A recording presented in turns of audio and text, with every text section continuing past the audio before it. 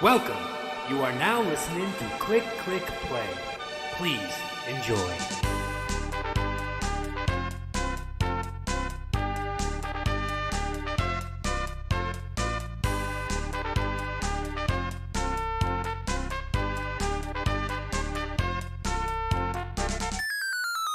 Fight! Hello and welcome to Click Click Play episode 71, as they say in Spain. I'm BiggusBennus. As you can see, we're a bit light today. We're only I say only.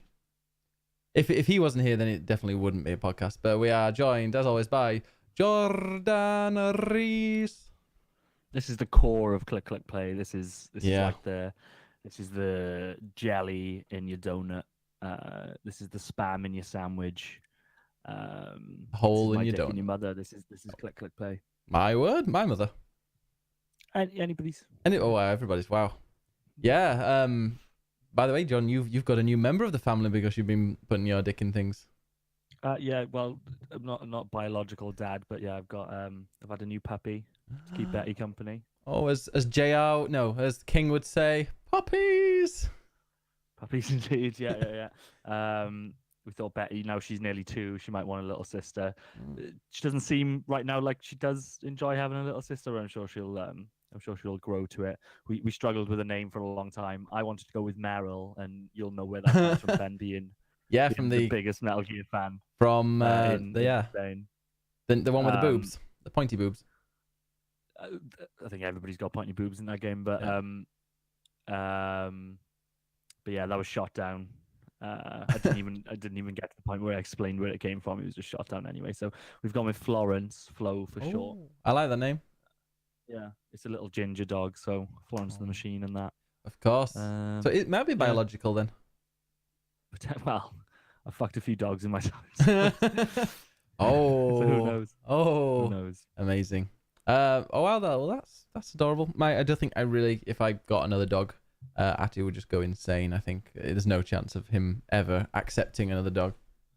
Although we took a really long walk today, and now he is absolutely knackered. He's flat on his side.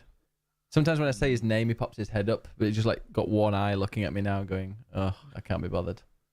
Yeah, I think my wife was all kind of romanticized about it, and she just thought we'd bring this little dog in, and Betty would take to her and want to look after her. But actually, Betty's like, "What the fuck is this? Why?"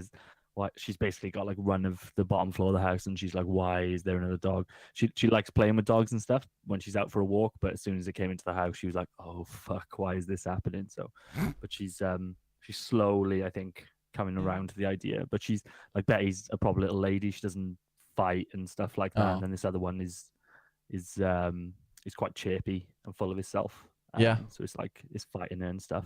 So Betty's not enjoying it. Oh. Yeah, that's good that you've got a dog like that. Because like I say, if Hattie came in, he would just sit and bark at it for 24 hours, I think, until it went. Yeah, It's just back to the poo stages of having a puppy now. I forgot how crap it is to just you wake up in the morning and go and see the puppy and it's shit everywhere. Yeah. Yeah, I remember we put a puppy pad in the kitchen, and somehow Hattie had spun because he spins around. Does your dog spin around like 10 times before having a poo? So ours, and it seems like all of the breed does it. They kind of just sniff the ground a lot. It's as if they have to shit in a very specific position for some reason, but then every time it's a completely different position that they do it in. So I can't really work out the rhyme and reason. It's as if I can only imagine that it's because it's like a territorial thing, and they want to make sure that they are maximizing the spread of their shit. Yeah, that's how I do. Garden or wherever else. But you could be up a mountain somewhere with her where she's never going to be again, and she's never been before. But in her stupid little dog brain, there's a pinpoint of precision where she needs to take that dump instead of just doing it. Yeah. Yeah, Atty managed when we had like a poo pad, and he spun around, and someone managed to smear his shit on his ass against the kitchen cabinet, which was nice. Yeah. The other day, actually, he also, because he hasn't had his balls off yet, he will very soon, but we had an operation when he was a kid, or a puppy, and we haven't been trying to subject him to too many of those, so he'll get the snip soon. But yeah, we were in a pet shop, and he saw another dog So he turned around and just pissed up against the side of one of the stall things. Luckily, no one saw, so he ran off. It's a pet shop. They're used to it. Yeah. It comes with the territory. But hopefully it was the other. They thought it was the other dog. Oh right. Okay. Well, yeah. I've been. I'm back from. Wait. Let me see if you can guess. Scotland. Yeah. No, I've been to Sweden. Yeah, I went to Norway, one of my favorite countries with my How was favorite it? people. It was amazing. Yeah. It's great because people go like, "Oh, it's really beautiful. Did you go see this museum?" No, I was like, "Nah, I just hung out with really cool people from Twitch. It was amazing." Yeah, it looked like you had a nice time.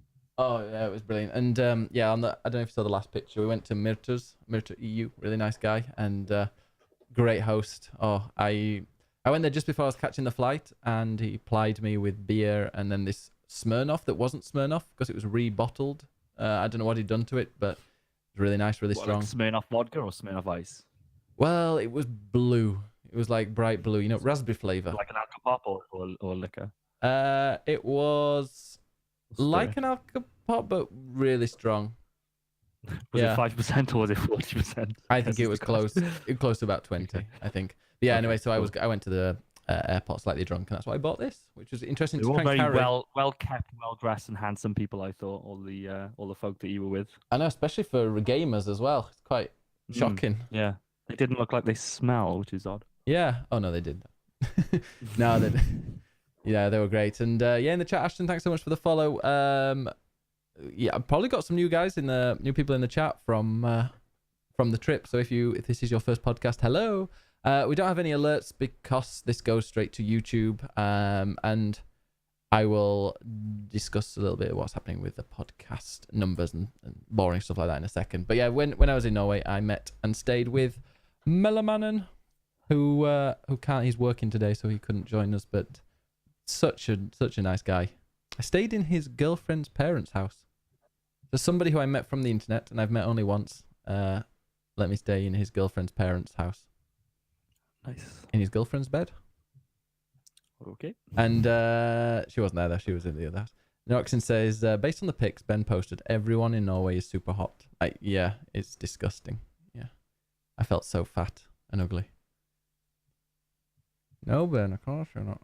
Yeah, and yeah, we did a stream with the Thunder Boys, and I was playing Fortnite, and I've not played Fortnite in about 2 months maybe, and I was playing a game, and then I had the chat next to me, and I looked down, and they were approaching 700 viewers. So yeah, I didn't play very well, let's say.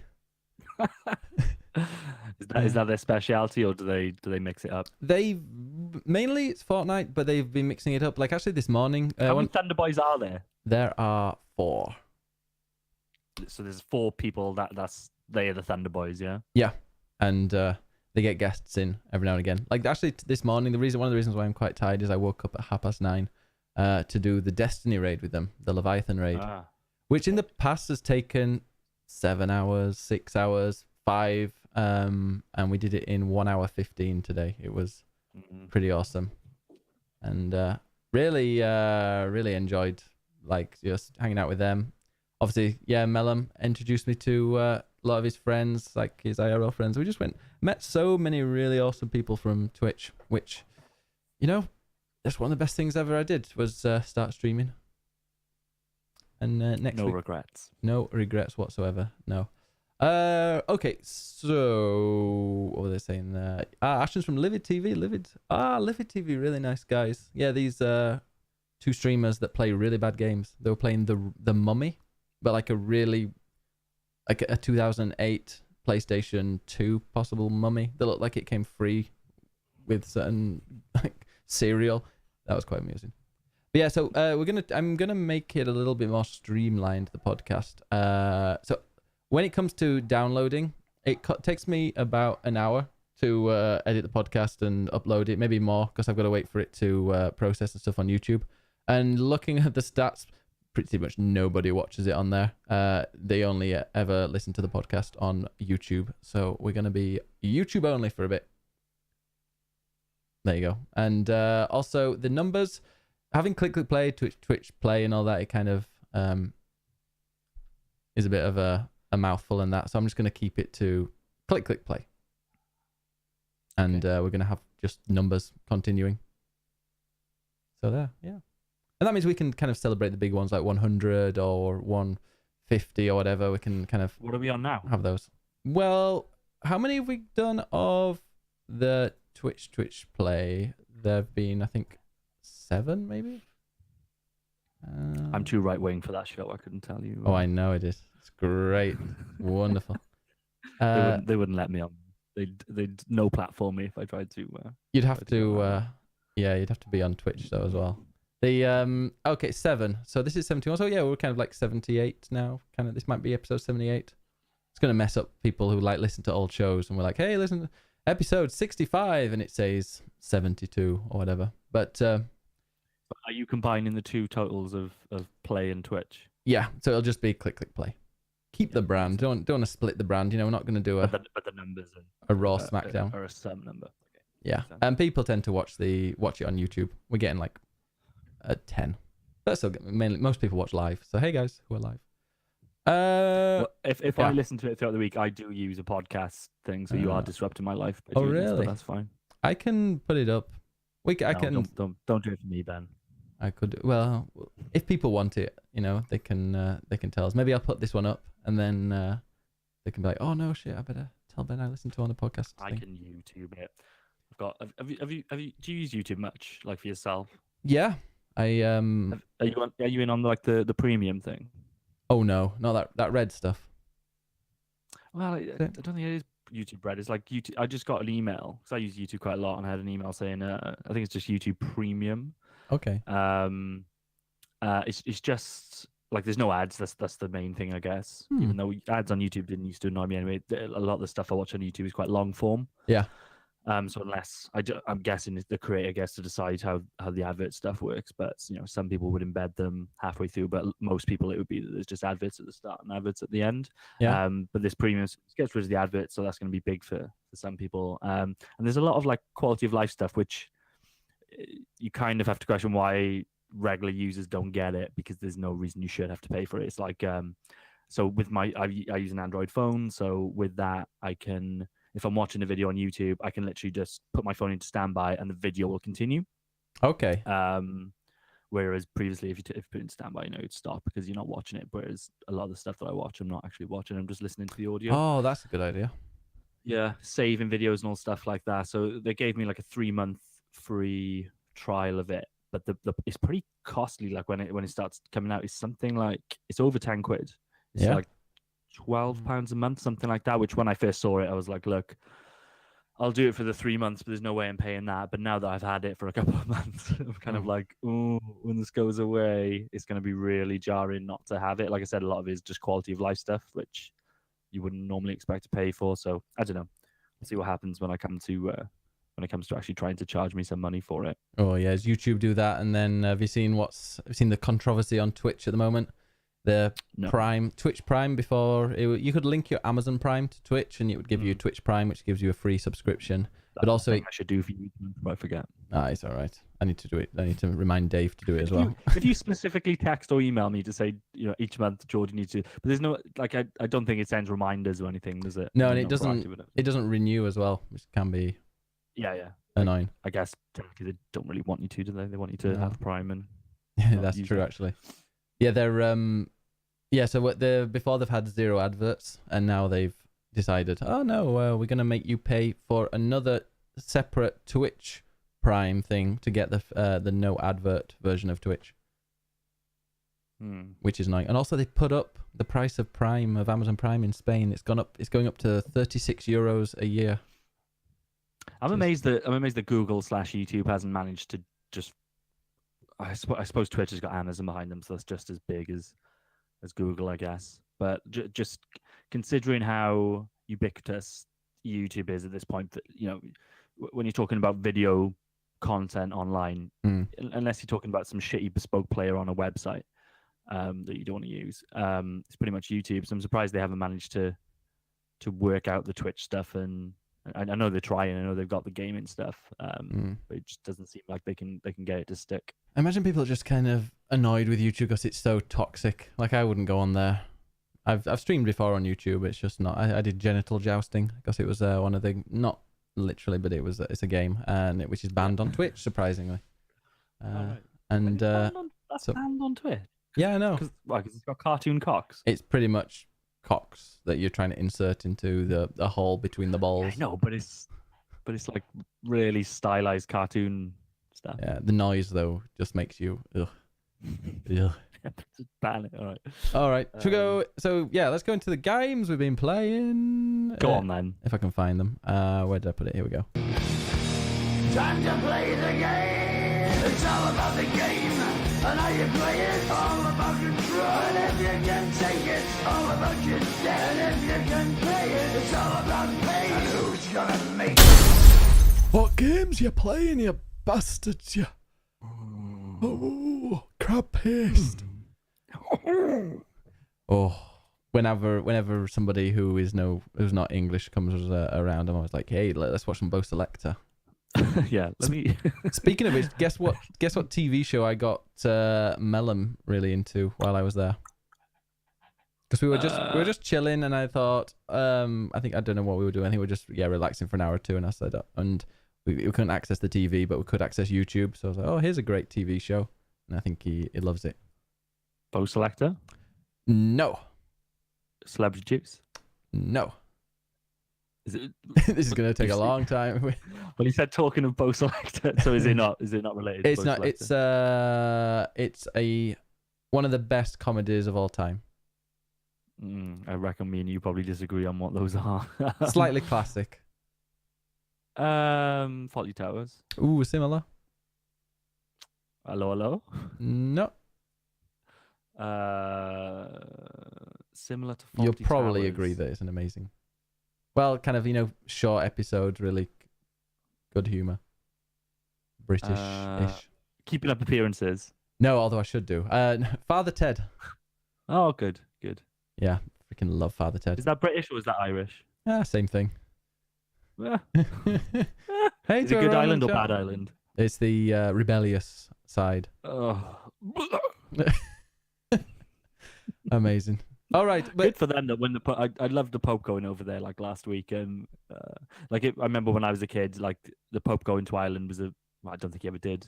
I think last time he went there was in the 70s, but it seemed like they had a lot of time for the Pope, and then he went over there last week, and it just seems like that country has changed so much. He was like, 50% of him was kind of on a salesman trip. Trying to be like, come on, come back. And the other half was like, yeah, really sorry about all the fucking sexual abuse. Sorry about fucking those kids. And then like the second the Pope goes, they're like, hey, we're gonna get Trump in November. It's like, oh, fucking it, what have we done to deserve this? What's wrong? It's like a plague. Little Trump. If he's still around by he'll be around by November.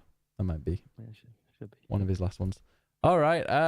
So yeah, just very quick looking at. I was quickly looking at YouTube as well, and it reminded me one of the games I played. I don't know if I think I played it after the podcast, after Click Play podcast a couple of weeks ago. Played Oh Sir, the Insult Simulator. Oh yes. That was fun for about 2 hours. 1 hour according to this, and it was good fun. I think it was during the last podcast. I found it and downloaded it during the podcast, and then played it, and it was good fun. It was an hour of jovial immaturity that was worth €2. So there. You just make insults by combining parts of sentences, but the AI is pretty bad. How is it multiplayer? It can be, yeah. So there are like 6 or 7 parts of I think it's words, or I'm just looking at the video I did. So you get, for example, there's 8 different parts of a sentence, and you could have like is, or was born in, or is an uneducated nincompoop, or your sense of style, or your sister. How do you win, I guess? Because that seems a bit abstract for a computer to understand whether it's a good insult or not. Yeah, you take it in turns to add like part of a sentence, and actually it does a good job of working out whether it's a it's a correct sentence, that's grammatically correct. Okay.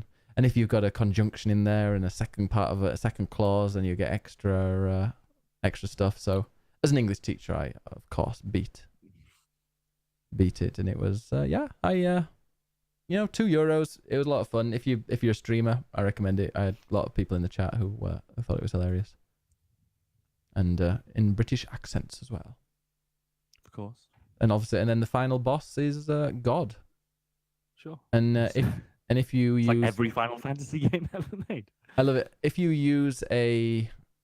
take the piss out of his family members, you get extra points because apparently God has family issues. Yeah. So that like one of my winning shots was, your beloved auntie talks to strangers and doesn't like the meaning of life. And the other one, your son secretly adores the meaning of life and never watched Star Wars. Nudge, nudge. So yeah, it's odd. What games have you been playing, Joe Dane? What have I been playing? So I think the last time I was on the show, I talked about the fact that I played the first Silent Hill and finished that. And then I had plans to kind of do the trilogy of the classic games, and I've done that since. Oh. By emulation, Silent Hill 2 and Silent Hill 3. I won't talk too much about them. It was kind of just a museum piece for me. I think I talked last time about how I think we're getting to the point where games like that of that era, that kind of PS1, PS2 era survival horror stuff, are pretty much getting to the point of like nobody makes them anymore for one, and two, they're becoming gradually unplayable, I think, to the modern palate. Yeah, I was watching somebody play it yesterday actually, and difficult to watch. Yeah. And I've always obviously I love Resident Evil. Silent Hill was always a different thing as a kid. I couldn't play them as a kid. They were too dark and too stressful for me to want to play them. I watched the first one played end to end with my friend, and I was aware of 2. And since 2's been released, it's kind of really just grown as a cult classic, which I can understand why now. 3 is a drop dead gorgeous game for the time and for the console that it's on. It's still a PS2 game as well, but considering when it was made, like the character models and the environments and stuff, they absolutely nail it. But it's still the really tanky controls and shitty combat and stuff. Silent Hill 3 is actually a sequel to Silent Hill 1. I wasn't really aware of that properly until I played these. And Silent Hill 2 is a complete standalone story and a really fucking good one. Silent Hill 2 is about a guy that he loses his wife, and she dies of like a disease, and he receives a letter from her, and it says that she's in their special place, and before she got ill, they holidayed in a town called Silent Hill, like a quiet coastal town, and he goes there to try and find her, and the town is, as you can imagine, like Silent Hill, it's all foggy and there's fucking monsters and shit, and he finds this woman who looks the spitting image of his wife, but she's dressed quite provocatively and she acts quite provocatively, and she's got a different name. I think his wife's name is Mary and this lady's name is Maria, and he's quite confused because it looks exactly like his wife, but it's clearly not. She's saying, I'm not your wife, I'm a different person. And as the story kind of goes on, you eventually, do you care if I spoil this? No. Well, if people in the chat pause it, but I'm okay. Yeah, so it's basically what you find out at a certain point after all the jankiness and scary combat and stuff. There's a scene where he gets to a hotel room and he watches a VHS, and it's of him euthanizing his wife in either in hospital or she's come home for like palliative care, and so he's killed her basically. So whereas you know that she's dead, now you know that he actually killed her, and he's completely ridden with guilt around this, and he's not sure in himself whether he killed her to stop the pain and suffering, or whether he killed her so he could get on with his life. And he's kind of sexually repressed because obviously his wife is in hospital and whatever else. And it transpires that all of the stuff that's kind of happening in the town is a representation of his inner demon. So as an example, the lady that he meets that looks like his wife, that's essentially what he wants his wife to be like. Instead of being kind of incapacitated in hospital, he wanted her to be vibrant and provocative and flirting with him and stuff. And like the pyramid head creature, quite iconic thing. So that's only in terms of the games, that's only in Silent Hill 2, because obviously it's a figment of his inner psyche. And it's essentially a big kind of phallic symbol, like it carries around a big knife. It represents like the game doesn't at all spell this out. It doesn't communicate the story all that well actually. But there's a lot. Obviously, the game has been analyzed quite a bit since it's been released. And that's essentially like a representation of his need to be punished and his sexual urges and stuff like that. So that should kind of give you a bit of a taste of what, especially that second one, is like, and the reason why that one's a bit of a classic. Like I said, that one's a standalone. The others kind of tie into each other and a bit more of a complex story that doesn't really come together all that well. But I think the second one deserves the cult classic status that just got. Would you say it deserved a remaster then? Would it work as a remaster, or would people be as it moved on, as like the genre moved on since then?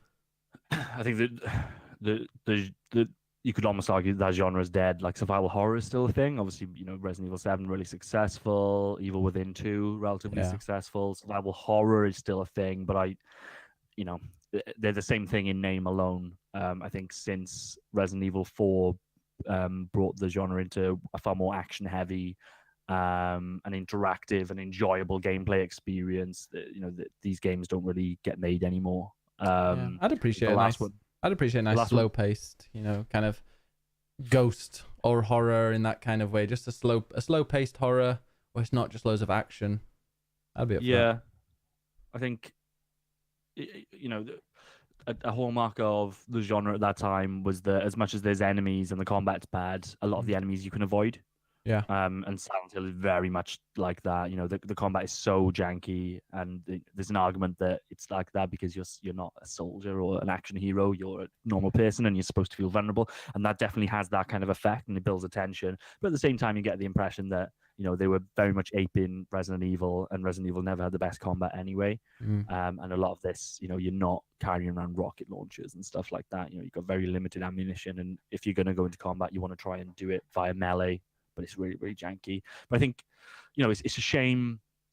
It's a real shame that Kojima didn't get to fulfill the vision that he had with Silent Hills. Because I definitely think that you could take the spirit of what Silent Hill is, and make a really kick-ass kind of walking simulation type game, or something like Outlast, where you're not going to be taking down these demon monsters. You're going to be running away from them. I think that would work really well, but.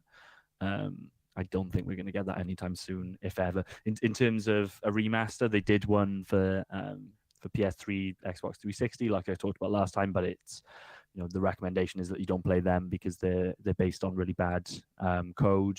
They didn't have the original assets and things like that. I played via emulation, so I emulated the PS2 discs, I guess, and that worked for me. If you've got a fairly beefy PC, you can up the res to make it look quite nice and get it running in widescreen and stuff. Or if you really want to be a traditionalist, you could play it on a PS2. I'm sure there's plenty of 150 of them, 50 million of them sold, so I'm sure you'll find them somewhere. But yeah, difficult to recommend. I certainly can't recommend the first one on PS1. That one is dated to the point of not really playable now, and the story doesn't really give you much either. You're better off reading a wiki page to understand what happened there.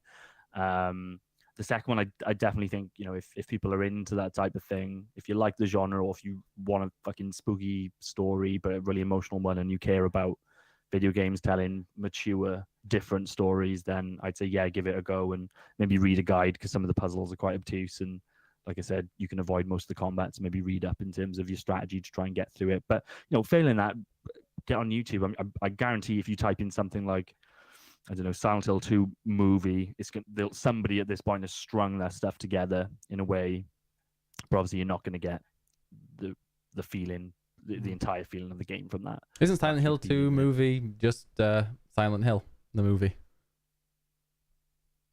That was the one that was based on it, wasn't it? Was it? Did you say it was loosely? Right, the live action movie? Yeah. So that's kind of, it's inspired by... It's a bit of a mix of all of them. It's a bit of a greatest hits of the classic 3 trilogy. There's elements of all of it. Obviously, Pyramid Head is there, which does make sense given that he was a manifestation of a particular person's psyche. But it is what it is. That creature's so iconic that they're obviously going to do it. He was awesome in there. Yeah, I think it's a decent film. I was talking to my friends yesterday. I actually think it's the second best video game movie ever made. No, but that's not a high bar. Um, uh, but yeah, Mm. like I said, if you want to, if you don't want to play it, if you don't want to go through the effort of emulation and playing it, they don't take too long. That's the one thing. They average like 6 hours, something like that, to get through them. Okay. But quite tense and janky hours. If you're not like I've got that muscle memory in me from playing those games at that time. I think if you've never played anything like that, you're probably gonna think, what the fuck is this? How can anybody enjoy it? And you'd be right.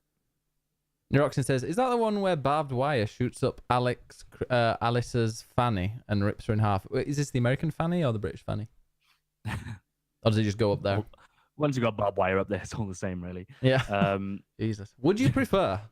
No. Oh, British fanny. Oh, wow. Okay. Call that a cunt. Yeah. Yeah, you do. If you are common.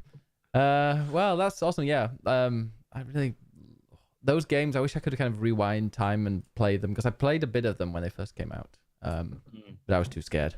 I just ran around being like, "Oh, this looks this cool." I don't know which is the one where you run around maybe it's both of them. And it's like snow, but it's not really snow, is it? And then you're running around the town. Both of them have kind of got that. So the whole mythos of Silent Hill is that it's this coastal village in the US, and it's completely engulfed in like fog or mist. Like we said on the last show, it's based on a real life town that had a fire underneath, and therefore was kind of burning for years and years. But it's kind of Lovecraftian, or something. It's like something from Stephen King, where the town has an essence of its own, and it's not the same for everybody, and it attracts people to it, but it's different based on their inner turmoil and what issues they're dealing with and whatever else.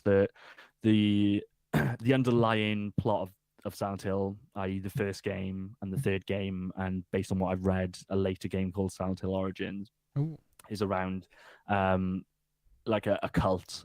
So the town was formed, back, I don't know, however many 100 years ago, and the settlers there they weren't really Christian. They were like paganistic, but quite dark, and worshipped this particular god. And they had this belief that they could birth this god physically if they could just be bad enough and evil enough, and they could impregnate a child with this god thing. It really goes some places. But I don't think the game's very good at conveying the story. I think the story is much better if you go to, which I've done now, go to like Reddit or go to some kind of fan page or whatever and get somebody to explain that story to you. The voice acting and the cutscenes are pretty fucking atrocious, and it's not even by today's standards. They were bad at the time. It's got an element. It's a Japanese game, so there's an element of it having to be translated as well, and maybe they missed the mark with the translations. But the voice acting is really, really bad. You just get just silly, like there's some really dire stuff that happens in these games. Like with the third one, for instance, like towards the end of the game, or right at the end of the game, actually, like it's pretty fucking crazy what's happened to this girl that you play as. Who, spoilers, is so the girl that you play as in the third game is the daughter that the guy is looking for in the first one. Spoilers. Kind of. What was I saying? Oh yeah, so like really horrific things happen, and then she like leaves the room after the final boss fight, and then she's laughing and joking with somebody. It's just really weird tonal stuff, which you sometimes get in Japanese games, but it's kind of a bit odd. I really hope that somebody, obviously Kojima was going to do it. It's not happening now. I think this franchise needs to probably go away for a while, and then I just hope that somebody down the line picks it up and refreshes it. I hope Konami decides to, part of me I know they won't, but it'd be cool if Konami went a little bit bust, or they decided to just ditch everything and sell all their IPs. Or at least sell the rights to make a game. You've seen Square do it, where they haven't necessarily sold the rights, but they've said, look, if you can raise X amount of capital and pitch us the right idea, we'll let you make a game. Fear Effect, they didn't. It's not a good example because the game that came out apparently wasn't great, but Fear Effect was this probably wrong to describe as a cult classic, but it was certainly a game that was. Do you remember Fear Effect? Is a game on. I looked at like images because I saw it in the news, but no, I never played it. Kind of kind of. I'm guessing it probably it spawned off of Resident Evil, that kind of control scheme, but it wasn't survival horror. It's more like an action game, and the whole thing was that it was sold on the 2 lead characters were gay, both ladies. So it was like a lot of the adverts and stuff were them being provocative with each other or nearly kissing and shit like that. Oh my. Didn't make a hell of an impact back in the day, and then Square Enix announced this program where people could pick up their IPs that are inactive at the moment, and that's an example of one where they must have been, there's some fans of that game, and they managed to raise enough money and had an idea for it, and they went and did it. So maybe Konami will do something like that. Metal Gear is the big one. Like, what happens to that series now? Are they going to let somebody else touch it? Are they going to kill it off? Who knows? Yeah, it'd be cool if Sony bought it, give it back to Kojima. That would be the dream, and they don't even need to give it to Kojima, even though that would be excellent. But yeah, I think go and sort it out. If they could, even if they don't do anything with it straight away, it would be nice to know that that's with somebody that could potentially do something cool or at least cares about it. But we'll see. It's harsh whenever I go see Barca play on the stadium. They're sponsored by Konami, and it's like, oh god, see that logo everywhere.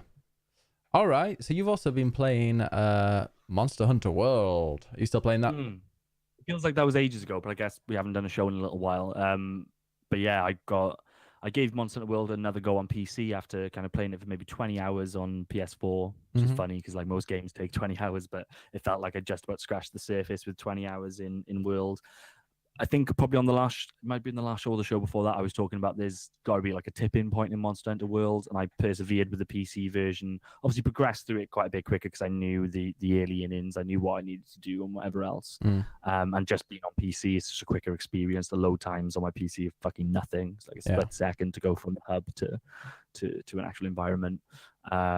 And you got that 60 frames goodness, which obviously helps to, you want to play long kind of sessions because it feels good. But yeah, I just hit a tipping point with it and just went hell for leather. I rolled the credits on it. Oh, really? I think I put like, I think I put like 45, 50 hours, something like that into it. But I was very much... Sorry, how do you get the credits? Because I got to high rank. So I killed the big thing the second time. So you fight it the first time, and then you fight it the second time, and then you unlock. It begins with a Z or something. The giant thing that you jump on, and at one point you drag him in. I know, you drag it into the water. It's the thing that you're climbing. Oh right, shit. Okay, the big like the volcano-y thing. The Zora Magdaros, as the geeks in the chat say. Like I'm such a weird game. Like I have no idea. I barely really understand why that thing was in it. I hated those little intervals where you just need to go and hunt it. It just seemed pointless. But yeah, you just carry on. I guess like you just keep on getting story missions. There's a couple of points where like the story stops and they're like, we need to investigate this, and basically all you need to do then is just keep on doing like fairly high rank missions, and at some point it'll pop and say, okay, we've investigated this, we can move on.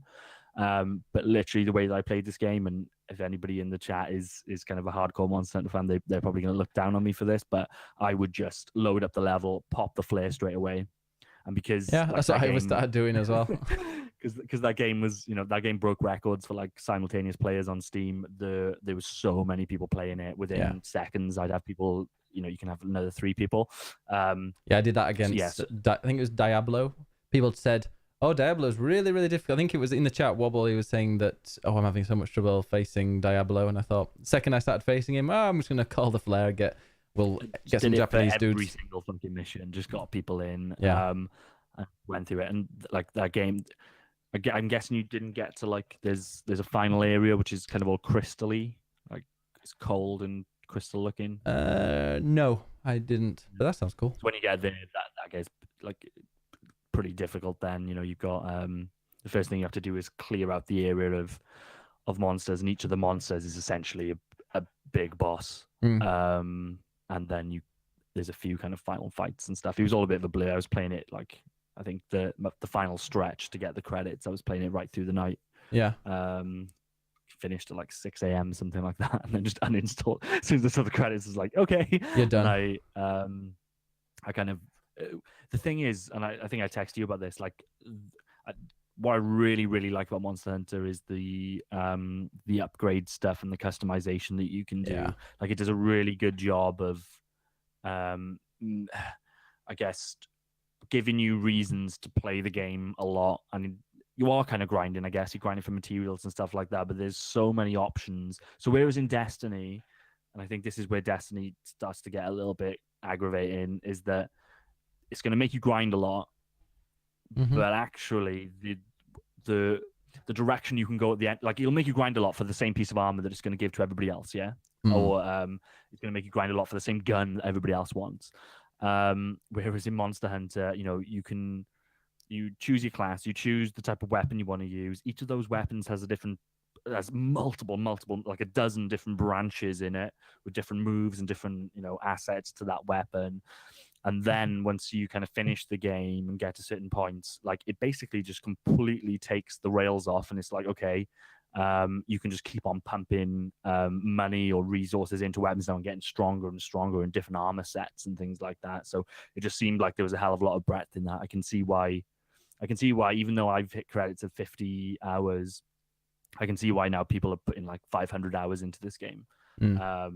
It's definitely kind of that type of experience where if you want it to be your main game for a long, long time, it definitely could be. So yeah, really enjoyed it. A lot of respect for it. I think the thing I'm happy about is that Monster Hunter was always this thing on my periphery that I never really understood, but thought I would probably quite like it. And at least now when people are talking about it, I know what they're talking about and I know what they mean. There's the one on the Switch now, which is obviously basically a remaster of an older version. I've tried it, and it's like a lot of the quality of life stuff within Monster Hunter isn't there. And the big thing for me is that it isn't, even though Monster Hunter isn't just one big world, the levels that you go into to hunt they're completely, an open world-ish experience. Whereas in the old school Monster Hunters, you'd be in a particular area, and that area is split into subsects, which have loads between them. And if you think about the way the games work, like if you're hunting the monster runs away. So the monster runs away and you need to go find it, but it's not just finding it within the world. It's getting to the right load area, I guess, and going elsewhere, which kind of feels different to Monster Hunter World. Yeah. It got average reviews, I saw, so I just avoided it. It's a 3DS remaster for Switch, I think it came out at like 80%, which, unless he was doing something completely different to what the original did, is, yeah. I think Monster Hunter fans are happy with it. Apparently he's got like 3 times the monsters or something that the other one has, but I think I'll have a good Monster Hunter break now. Yeah. I'm quite tempted to go back to World at some point, and start a new character now that I know the breadth of that game, and I know there's so much that I felt like I needed to worry about in that game, and that's what turned me off. I think the first time is that, am I wasting my time? Am I wasting resources? Am I painting myself into a corner? And you literally can't. Like, there's nothing you can really do to fuck things up. It's just a case of you might waste a bit of time. But now that I've seen kind of where that game can go, I'd quite like to start a new character with a different weapon set, and obviously take on all those challenges on a single player plane instead of the multiplayer stuff. Sounds good. Mellum says in the chat, so many story plots that would be too politically triggering, so I think they did good with the story in that sense. Well, like, there would be politically triggering ones in Monster Hunter or just in general in games? Because I suppose Monster Hunter's kind of, you're going into these environments and killing animals as they are in their habitat. Did you ever feel like the bad guy? Yeah, I think there's definitely an element of that. Like, the game, I think the game isn't conscious of that. That's the jarring thing.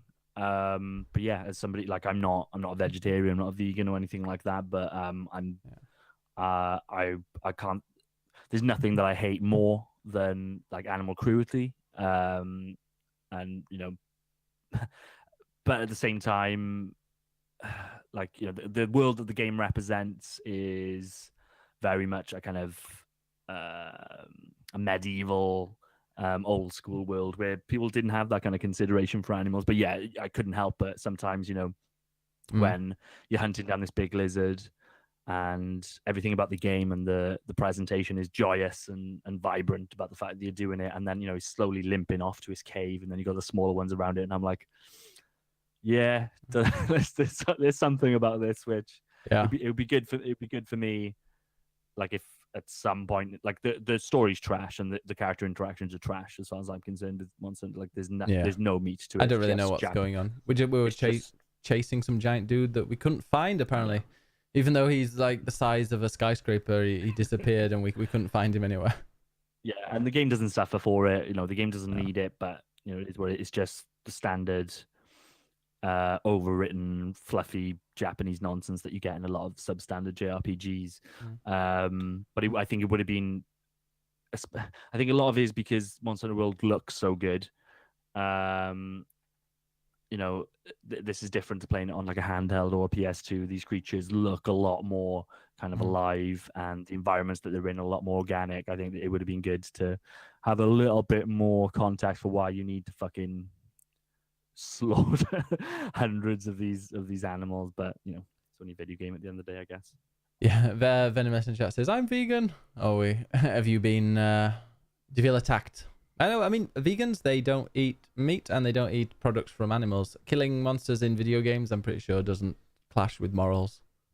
By the way, I love the kind of subtle, what's it called? Well, move your head a little bit, John, to your right. Yeah, I love that there. You can see in the background, play Bloodborne. What's it called again? The subconscious marketing there, whatever. Subliminal. Yeah, that's the word. All right. So that was Monster Hunter World. Now, I'm kind of interested in what you think of The Messenger, because I saw it. I'm not going to get it, but I saw it on Switch. Like, where did this game come from? It seems like every week there's another indie darling that just comes out of nowhere. Devolver. Did they publish it? Ooh, I don't know. They were advertising it. Well, I haven't paid attention, but it could well be. It kind of feels like it could be one of their games. You know, it's retro stylings with a sense of humor, so it could well be Devolver. I don't know if you want to look that up while I'm kind of going through it. But I'm just gonna hug the dog instead. Okay. So yeah, The Messenger to me, even though I've never really played Ninja Gaiden, like the classic Ninja Gaidens, more than a couple of minutes, to me it looks like very much one of them. You play as like a ninja, and the movement looks like that. But it's got a bit of a story tacked onto it. You're part of this village. They've got a prophecy that shit's going to go down, but the messenger from the west or something is going to come and fix things for them. But actually, shit does go down. The messenger doesn't fix it, and then he arrives late, and he asks you to take this scroll somewhere. So fairly light kind of story, but probably more involved than you would have got on your NES. But a real wicked sense of humor to it as well. So essentially, once that kind of story stuff is done, it just lets you into a world, and it's just this really tight platform combat experience. You have save points throughout it. Sometimes you can go to a shop and actually use. It's another one of these games that has kind of borrowed a little bit of Dark Souls to it. So not every enemy, but when you kill an enemy, there's a good chance you're going to get some currency for it. You can use that currency to spend. If you die, you don't lose it, but there is this mechanic where if you die, a little like devil will talk shit at you. And then will follow you around the level until so when you're collecting that currency, the devil will take it from you until it feels like it's repaid for bringing you back to life, essentially. So you're just wasting currency, but that's fine because it's got like this game has got that kind of 8-bit era sensibility where if you just move the screen off an enemy that you've killed of the area that the enemy would have been, and then move slightly back, the enemy's back, I guess, because back in the day they didn't have the memory to kind of remember that the enemy's dead, I guess. So everything just needs to reset once that's not being displayed anymore. And it's still got that in there. So realistically, it doesn't matter that you're not getting that resource. And the skill tree looks quite small, but the stuff that you get, what have I got so far? You can climb walls. I can shoot. I can, if I get hit, I can press jump again to kind of take back control of myself so I don't fall down pits and shit. One of the prime mechanics to this, and I'm not sure whether this was already in like Gaiden or one of those older games. If you hit with your sword and you hit something which is supposed to be hit, so not just part of the environment, but if you hit an enemy or if you hit like there's lamps in the environments and stuff like that you can hit. If you hit one of those, that means that you get another jump. So you don't necessarily double jump in this game. I'm not sure whether I'll unlock one at one point or not. But what you can do is kind of strategize so that, for instance, if there's a long kind of gap to jump over and there's an enemy opposite you or flying in the middle of the gap, if you hit that enemy or hit the projectile that enemy's throwing, you get another jump. Does that make sense? Okay, yeah. Yeah, I think I've seen I saw a quick play of it. Can see what was going on. Yeah, the level design seems really, really cool, really challenging. Like I said, you get save points, so it's not on a life system, so you don't feel like, oh fucking hell, I got one life left and I need to get through the rest of this level. There's a save system, so you definitely get the feeling of one more round, one more round, one more round. So like the humor stuff is something I keep on coming back to with it. So for instance, when you go to spend your currency, you kind of go to this other dimension. There's a shopkeeper and he's really flippant with you, and in the shop there's a few things you can interact with, and they kind of change as you go through the game. More things keep on getting added, but from the start there's a closet there, and if you interact with it, he says don't touch that. And then obviously being the experienced gamer that I am, I press it again. And the amount of dialogue options or variants that there were for it, basically he kept on saying a different line as to why I shouldn't press it. Which for me, like, I'm the type of person that will keep on doing that until it starts repeating, just to see how many they baked in. Mm-hmm. And there must have been a good couple of dozen like baked in lines. And then as I kept on doing it, he was like, look, if you keep on doing that, I'm going to bore you by telling you a story. And then a few times later, he's like, look, you've got one more chance. If you press that again, I'm going to tell you a boring story, and I'm not going to let you skip through it. You are going to have to, you're going to have to read it all. So kind of breaking down the fourth wall type stuff like that. So you press it again, and literally he just goes off on this philosophical rant about happiness and how the pursuit of happiness in life and stuff. And whereas normally you can press like A to skip through dialogue or to read it quickly, whatever else. You just can't. You just have to sit there for a good few minutes, listen to him kind of go off on one about the philosophy of happiness, which I thought was a really cool touch. That's and cool. there's a lot of like drab philosophical humor like that. So I just defeated a boss, and when I defeated it, it was like the boss was made up of two people, like a wizard and his staff, and the staff could talk. And the wizard was like just defeated, and he was like, "Oh, I just give up. I don't want to do this anymore." And the staff was like, "No, we have to." And then the wizard just went again, just started just this kind of really human dialogue about why they shouldn't bother doing it and why they shouldn't be so bad and stuff like this. It's not like heart wrenching stuff like Metal Gear, but it's I guess what it's doing is layering on this kind of fairly well written and mature dialogue into a game that looks like something from an NES era, where the writing at that time was, you'd be lucky to get a couple of lines of dialogue to set up the entire game, and sometimes it was translated badly. So it's just that juxtaposition of really old school game aesthetic and gameplay versus some really solid and clever writing. They know what they're doing with it. I like it.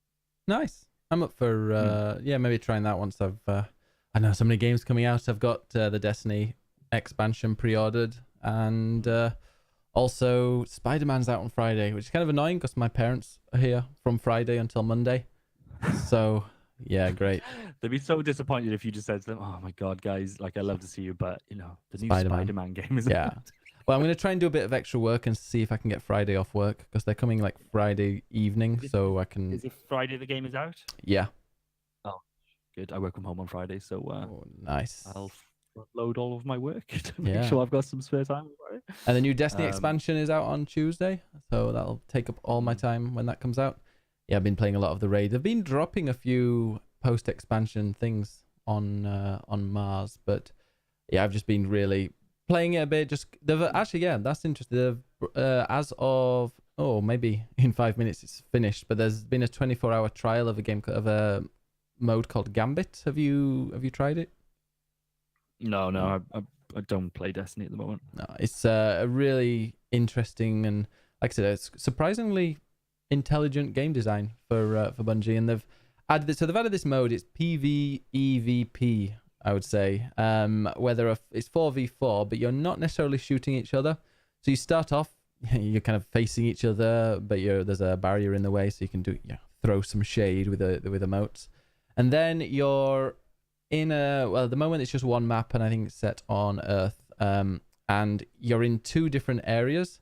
The other team's in one area, you're in the other area, and in the middle of the area there is this thing where you can bank these emotes. I think these moats. And every now and again, there's certain areas in your area, like a beach or a cave or whatnot, or ruins, and a wave of enemies will come, and you kill those enemies, and they'll drop some moats. Once you've got a certain amount, a maximum 15, you can bank them. Now, depending on how many you've got, if it's 5, 10, or 15. So if you've got 3, that's great. It just gets added.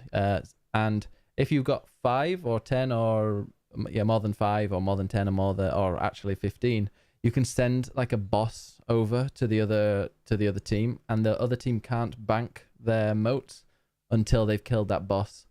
So like strategy-wise, there's some really interesting possibilities there. So once you've got 75 moats banked, you'll summon your something, not quite sure what it's called again. I'm sure someone in the chat will tell me. But then there's like this giant, primeval. There you go. That'll come around, and you've got to kill it. However, if you die, some of your primeval will gain some of its health. And it's literally the first team that manages to kill their primeval gets the point, and it's first of 2, best of 3. Also, at certain points, I'm not sure exactly how it triggers, but you'll be able to send somebody over to the other team, and when you're over at the other side, you can see where all the enemies are. So if you've got like a sniper rifle or a super, you can like kill the enemies there. And if you die when you're holding some moats, you drop them all and you lose them. So there's a little bit of pressure when you go over there, or somebody invades you. But as I said, Venomous says Gambit is so good. Gambit's amazing, says Neroxin. It's really good. And although Matt Arforth doesn't play Destiny, Jordan is a smart man. No, but this mode is a really fun mode. And did somebody join us? Oh no. Here, it's me, Jose Pizarro, your loud American contributor. Oh. Hey guys. Are you coming here to talk about Destiny? Yeah, I'm here to talk about Destiny. How about that raid? Am I right, guys? So good. Yeah, I played Gambit. So Gambit is an amazing new addition. I'm looking forward to playing it. What have you been playing, Andre? I have been playing Final Fantasy VI for the past modern 5 game. hours. Yeah, I have it on my phone. And you know what I find about RPGs? Every single one of them should have a flash forward button to just fucking get through fights easier. Because that's all I'm doing to grind now. It makes grinding more like playing like a fun little mobile game where I just keep pressing attack, and then it just like finishes in like 10 seconds. It's the greatest thing ever. Final Fantasy VI, even better than I remember. I usually play like halfway through and then I stop. But like I beat that game in my youth when I don't even remember how I would have even considered being in it. Because nowadays I have to look up everything. I'm like, I guess I don't have enough free time in my day. I beat Hollow Knight. Hollow Knight is incredible. Guys, I'm telling you, get into Hollow Knight. Just push through it sucks because I hate when people tell me to push through those first 10 hours and then you have a 40-hour game that you can enjoy and it's beautiful. But that game, it gets so complex, and near the end, I just started playing the final piece of DLC, which is basically a boss rush mode, and it reminded me how varied every single boss is and how awesome that art style is. I'm in love with that game. It's like my top 10 games of all time, I would say, Hollow Knight. Other than that, I have been playing, what else? Oh yeah, Nier Automata. I just started my first playthrough of that. And loving the music, loving the action, It feels good. How long does the first playthrough? How long does it first? 9 hours, I think. 9 hours? Okay, because I'm like 4 hours into it. I'm like, okay, I like this, but I just want to see when it gets like weird. Everyone tells me, like, around the third playthrough, it gets weird. Oh, I'm like, okay. Have you got to the funfair yet? Yeah, I did. I love that. That boss is weird. Yeah. Yeah, that was weird. Yeah, I think But you're yeah, that game is. maybe 10 to 12 hours. I think the first two playthroughs are kind of long, then the third one's shorter, and then the fourth and the fifth are really short. Yeah, I'm excited because like there's so much hype around that game, and everyone tells me that it's gonna be my favorite game ever. Oh yeah, by the way, guys, I'm in California right now. Oh, So yeah. Wait, where's my weed pen since it's legal over here? Anyway, yeah, I'm over here visiting my girlfriend, and yeah, so that's a thing distance that's happening. relationship.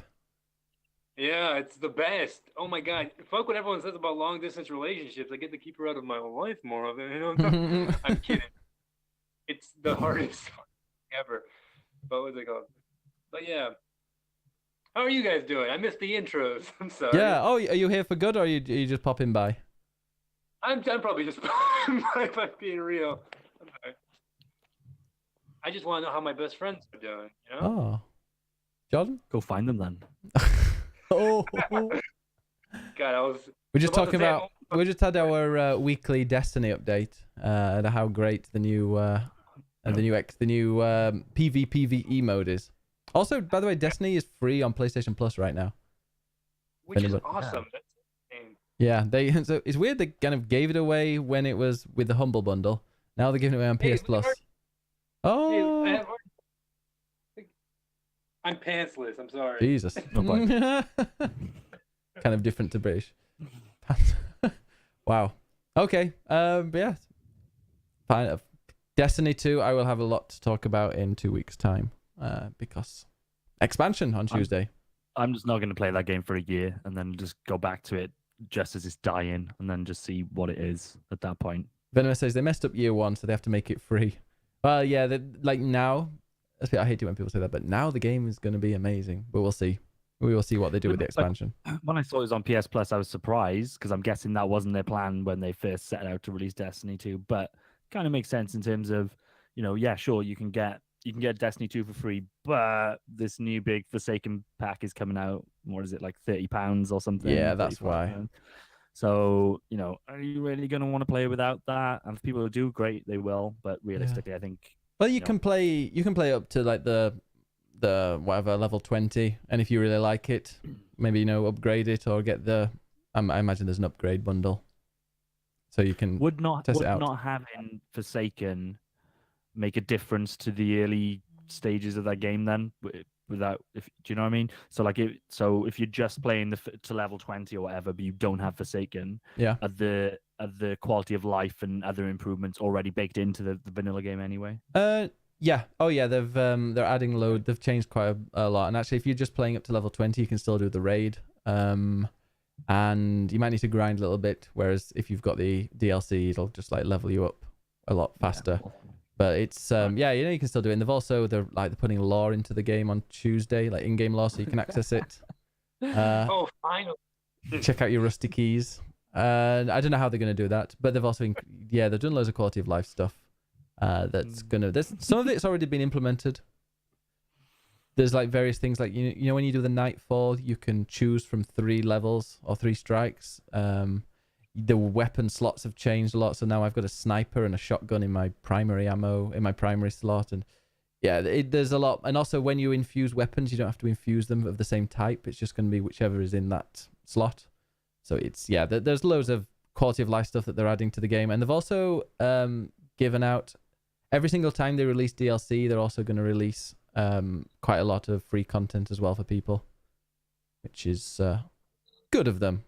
And like I said, maybe a year, it could be quite a while, but I'd say probably in a few weeks, the game's going to be back at the top again, especially with they're doing loads with end game content, because that was one of the problems. You finished the game was kind of cool, the story was really interesting, but when you got to the end game, there wasn't really anything to do, and they've pretty much just revamped the whole thing, and there's going to be even a new world or a new area just for end game that changes every week. Yeah. Like I said, I'll come back in a year. Okay. Well, I'll help you level up.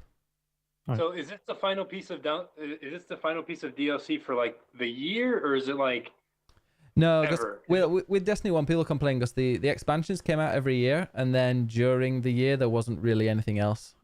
So they've got a like a second season, a pass for a second Okay. season. So you can, there's gonna be something coming out in I think spring and summer, or winter and summer, before I'm sure another expansion next year. Cool.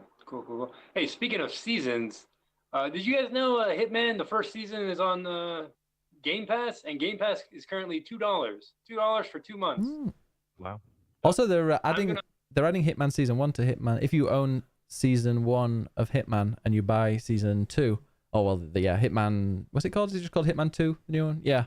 And you buy that, you can actually play the original levels with the new mechanics and the new, like, in the game. It's pretty awesome. Yeah, that's good. Constantly, someone said, Venomous says they could have honestly kept Destiny 1 and just added another expansion. Yeah, although I suppose they wanted an upgrade of, I don't know, various issues. They're giving us everything they took away. They gave us with the Taken King. All right, let's not get into the fucking Destiny weeds. Who cares? Stephen John says, Joradun. Is that a real friend? Spelled my name wrong.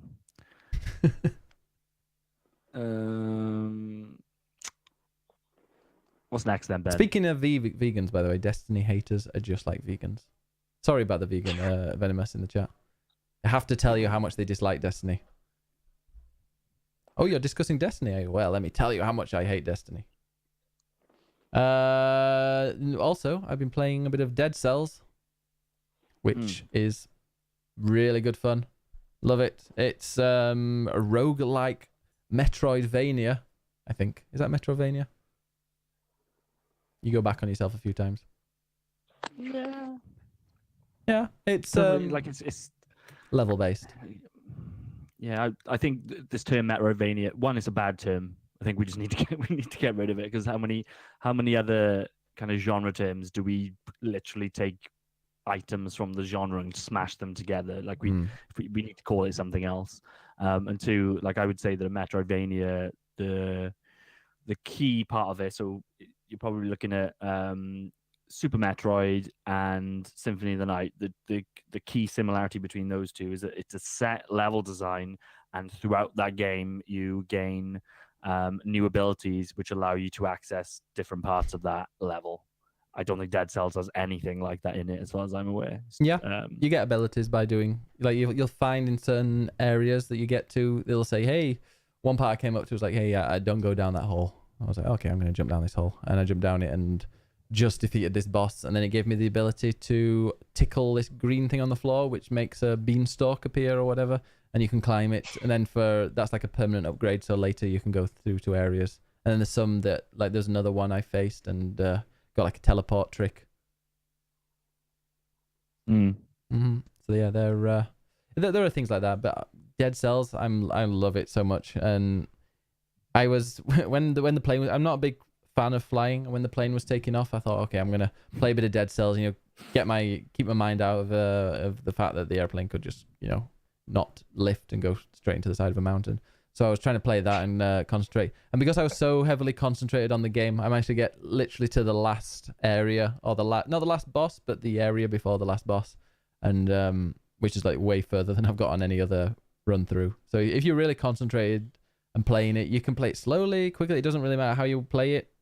They've even got help if you want to speedrun it. So if you speedrun it, there's certain like time gates that you can get extra abilities if you're just whizzing through it. I'm guessing that means because if you don't explore every area, you're a little bit under leveled, or like your health and stuff and attack power is probably going to be a bit lower. So they give you that ability by giving you some time gates. But it's just really a really good fun game. You let out a load of steam in there because it's just you can smash pummel the B button and destroy enemies. And like I say, you can play the game totally your way. Like I played it with, I had in the first area I got a legendary or epic, I don't know what it's called, but a legendary turret.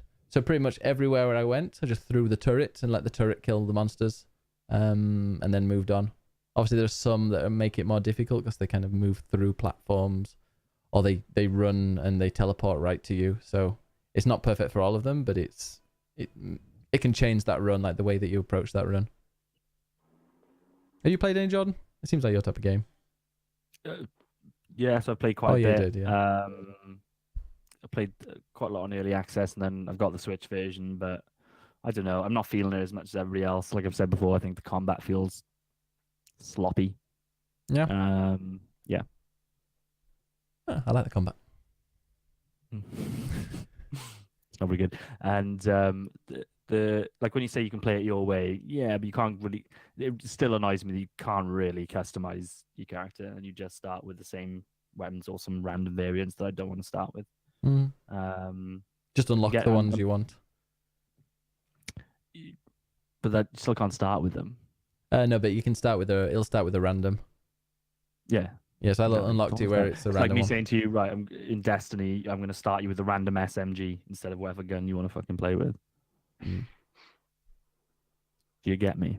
Kind of, but then like say when you play the game, you're getting blueprints. So if you like, I've not been getting any bows because I don't want any bows. I don't use the bow, so I've not been putting any of my cells in there. So I've only kind of unlocked the weapons I want. So it'll be just a random one that I've unlocked. Yeah, but you're not gonna just leave it at those weapons. Yeah. So if there's a system so in there where many. you could choose which of the weapons will show up, but realistically, like unless you're a psychopath, you're not going to start rejecting blueprints and you're going to want to fill up all those glasses, aren't you? Surely. Well, yeah, if I cared that much, I don't think I'll end up playing it that much. I don't know, overrated, I reckon, but I can see why people like it. Played a bit of Final Fantasy 14 as well, just the other day. Great game still. I've been watching loads of people play WoW, so I got the MMO vibe, and then went into Final Fantasy 14 and was like, oh yeah, I forgot how beautiful that game is compared to other games of the genre. With a controller, it's so much easier as well. Much prefer that than fanning around with numbers. And apart from that, I've been playing Red Dead Redemption, doing another playthrough of that. Runs so well on Xbox One S. Like you wouldn't believe it came out 8 years ago. I've had people actually come in the chat and say, "Hey, how come you're playing the new one?" I'm like, no, this is the old one. Look a bit more closely, and the story's really gripping. I'm doing all the side quests as well, and some are really weird. Like there's one guy I found, and he was going to California, and he had a bus ticket, and then you find him later, and he seems like he's discovered drugs or something because he's just spaced out. And then you find him later, and he's in a real state, and then later you find his corpse.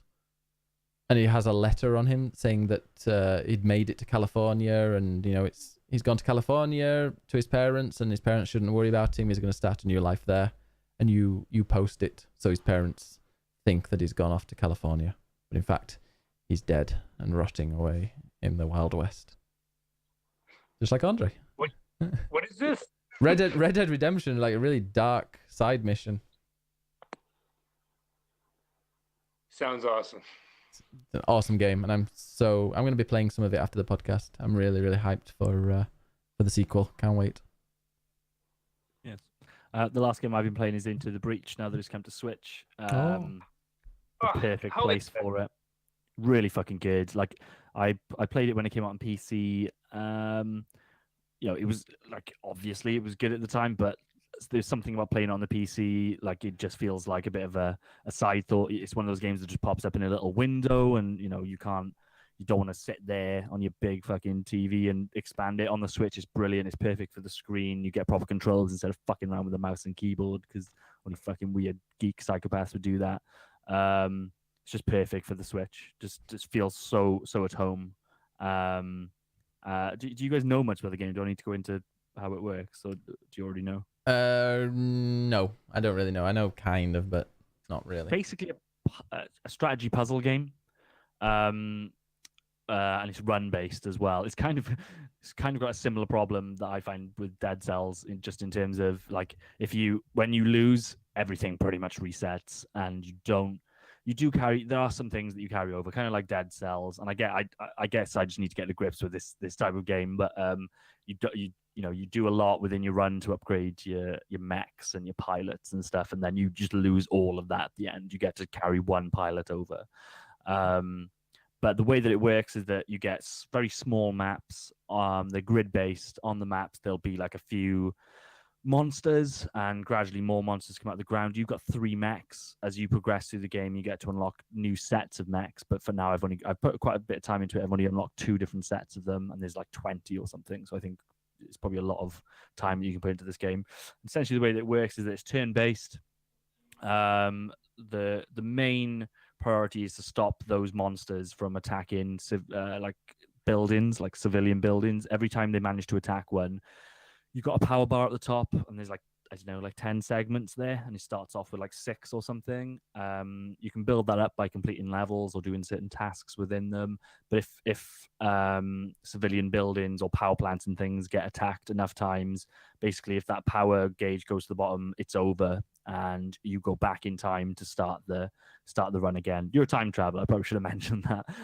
So essentially what you're doing is Earth has already been destroyed, and you're time traveling to try and stop it from happening, and using mechs to take on these massive monsters. But like I said, very small maps. You get to kind of attack the monsters or defend buildings. Kind of difficult to describe without you guys playing it, but you kind of, it's one of those games where you'll just be looking at it without doing anything for a good few minutes, working out, okay, well, if I move this mech to this square and then get him to do his melee attack, that'll knock this monster into the sea, and it'll also knock this other monster away from that building, so that when they do their attack on the next turn, they're just attacking nothing because they're away from the building.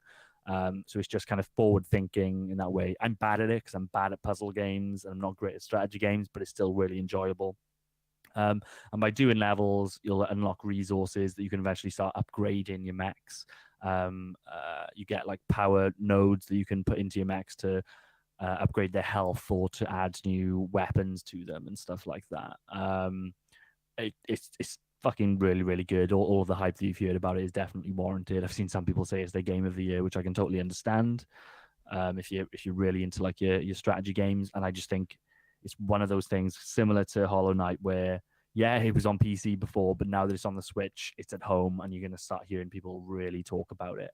And I definitely think this will be one that features fairly heavily in a lot of Game of the Year conversations, just because it's a bit different. And it's, in a year where we've had God of War, and we're going to get Red Dead, and we've got Spider-Man, these big, glowing, really pristine AAA releases. This is something very small scale, but does what it's trying to do perfectly. It's immaculate. Like Celeste. Like Celeste. Andre, you missed it as well. I was talking about The Messenger. You should play that too. It's basically Ninja Gaiden. I saw that, and then I saw like the twist to it. Like somebody told me that. Oh yeah, I saw like, that. I heard. It looks awesome. That looks crazy. A twist in the story, or no? And like the gameplay design, and like the design of it, like it goes between.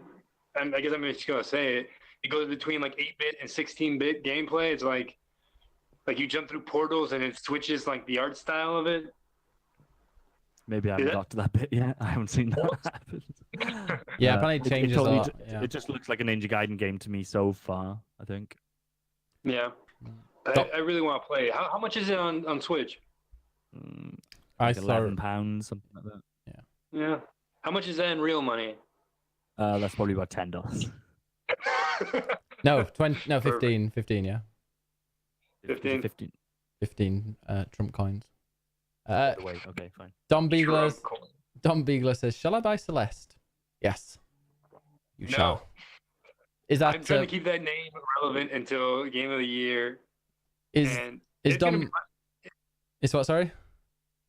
No, I'm gonna keep like that game was so important to my year that like no matter what, it's gonna be like so far it's still my favorite game I've played this year. Celeste. And I still go back to it. I'm like, oh yeah, this is still incredible. It's mine. It's my favorite at the moment. God of War's been close, but I think Celeste is more so far. Yeah, Don, you should play. Is that the type of game that Don would like, Jordan? I mean, it's not EVE Online. I think I can't imagine, unless you're an idiot, I can't imagine anybody not liking Celeste because it's a platformer. Like.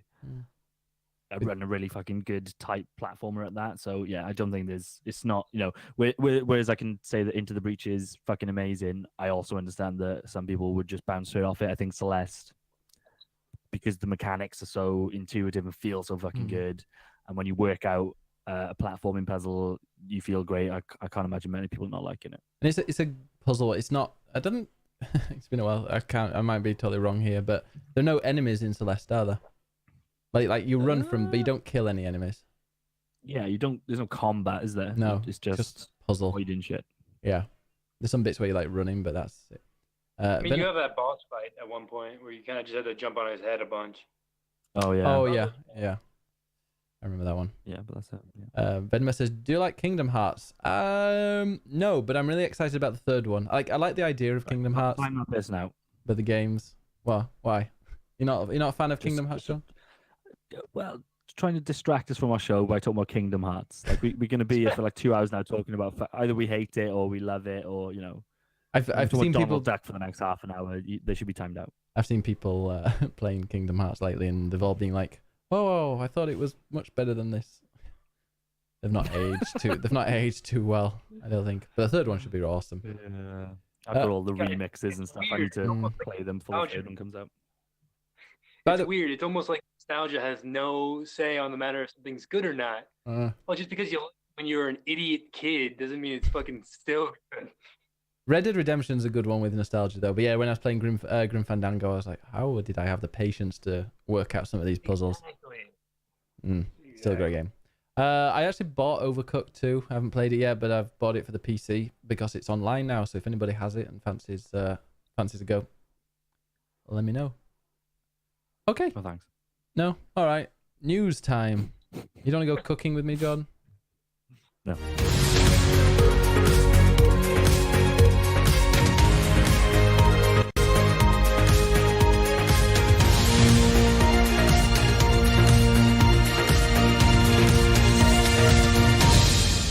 News time. All right. So, what's in the news this week, Jordan? Hugh Edwards here. For mine, I thought we should talk about the Cyberpunk 2077 gameplay reveal. Oh, yeah.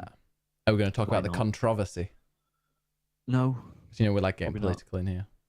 I don't even know what is the controversy for this one. Is it the gender thing? Kind of. Yeah. They said, "Hey, we want what's it? We want more gameplay guys or something, or like guys show us more guys," but they didn't put a comma, and it was a picture of something. And then the guy, Cyberpunk Twitter replied with, "Did you assume their identity?" And then everyone, well, not everyone, certain people got really upset with that. Five people on Twitter got upset and wrote articles about it, and and also then like you see later they released the gameplay, which just like, where the hell did that come from? 48 minutes, and apparently somebody saw them making the character. I don't know if it was in the gameplay because I didn't watch it all, or if it was another thing. They kind of show that, yeah. And it was only male or female, so they got upset at that as well. No comment. No, I mean, I obviously I understand where there could possibly be other things there, but it really isn't anything to get upset about. Absolutely not. In terms of the tweet, I think the most we can take away from that is that these corporate Twitter accounts need to stop trying to be so fucking cute about this stuff. Like I personally don't look at that joke and see it as offensive. I think the purpose of that joke, and we've told that joke on I say we, you probably haven't, but I certainly have, and I'm sure that other people have told that joke on this very podcast. Oh yeah, and I've now heard it. And now that I've seen that some people get upset by that, I can kind of understand the thinking, and it probably puts that joke into a different light for me, I guess.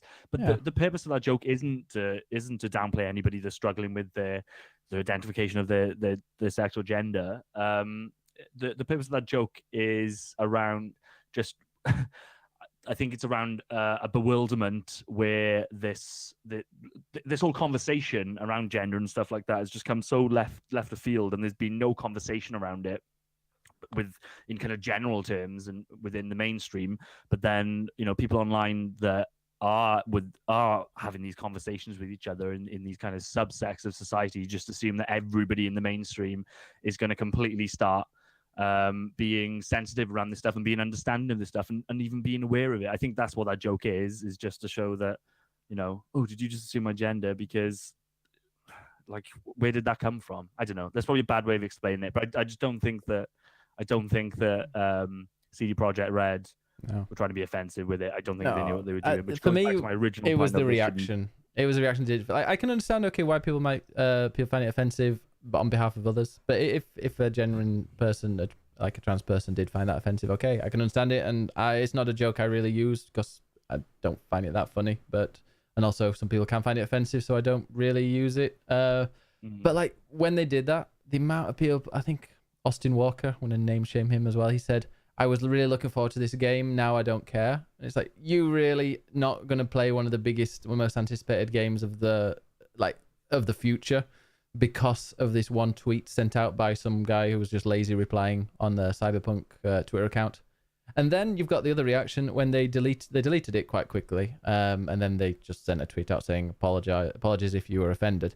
Then you've got the other side going, how dare you apologize? You know, you're giving in to all these guys. I'm not going to buy your game. And everyone's like, but again, all these people. The other side, like I'm really starting to lose my patience with this whole kind of outrage stuff now. Like we are talking about, you know, whether we're talking about 5, whether we're talking about dozens, or whether we're talking about hundreds. Still, it's a tiny amount of people online that we shouldn't be listening to. We shouldn't be going into comment sections of Twitter.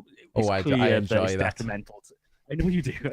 But we shouldn't be doing it. It's clear at this point that it's detrimental to a civilization, I think, Twitter at this point, in terms of just idiots being able to write wherever they want. We should stop assuming that there's some kind of mass outrage because 5 people say it. Yeah. And like I said, corporate accounts shouldn't be so cute. I always find as well that it's quite interesting, though, that because it does kind of get bigger, because the ones on the far left, they write about it in articles, and the ones on the 10, 20 people that argue about it on the far right make YouTube videos. So it's like they get kind of big from either being articles in major publications or just like with YouTube videos with clickbaity titles. Yeah, I just the machine is moving so fast at this point. Like when you said the controversy, like I didn't even go. That was only like a week ago or something, and I've totally forgotten about it because this machine is going so fast and is getting faster. Did you see the Doom fly one? Off at some point. Did you see the Doom? Did you see the Doom one that was not a controversy? It was controversy because people claimed it. There was like 2 people that said, because apparently Doom, they said they're not dead. This zombie or something, whatever, isn't dead. They're mortally challenged, and like 2. I don't know if it's like 1 person or 2 people said, hey, how dare you? But then there were like hundreds of YouTube videos saying, look at these SJWs offended by this. And it's like, no, there's maybe like 1 person or 2 people upset. And now there are 50 videos about how terrible SJWs are. They are fucking terrible, to be fair. If they exist. No, how dare you want social justice? Yeah, you know I know, what? right? People who play video games in general. I think that's my problem. Oh yeah, people who play video game- games, they are assholes and they smell really bad. Yeah, it's like, you know, I always say about wrestling. Like, I love wrestling. I hate fucking wrestling fans. It's kind of the same with video games. Like the disbelief that you see in video game journalism, and they're like, oh, you know, we're trying to have these mature conversations via Twitter, and people just keep on randomly saying horrible shit. Yeah, because fucking a massive proportion of your target audience and the people that play video games are fucking idiotic teenage boys. Yeah, they're fucking scum. Like they're you know, don't get me wrong, but they'll reach 21 and they'll start to mature a little bit. And they'll get to 30 and they'll be all right. But they'll now, discover girls. Scum. They want to engaging impress with them openly on the internet. It was never going to be good. No. So I think we just need to start fucking ignoring it and talking about actual video games. Yeah. So that gameplay demo, I think Don Bigles is, as he's beautifully put it, like not like a troll at all. Talk about the fucking gameplay demo. There's one of the scumbags there. Yeah, no, look at him, trolling the chat. Should we ban him? Stop trolling us. So yeah, so I thought the demo was fucking awesome. It's really good to. One, it's good to see it because so many people came out of E3 saying how amazing it was, and I think you can hear about a game for hours and hours and hours, but until you actually see it, you don't really know what it is. Getting a 48-minute gameplay demo, it's unheard of. When was the last? You know, I assume this game is at least 18 months away, if not more. You know, that's pretty impressive. I thought the world looks amazing.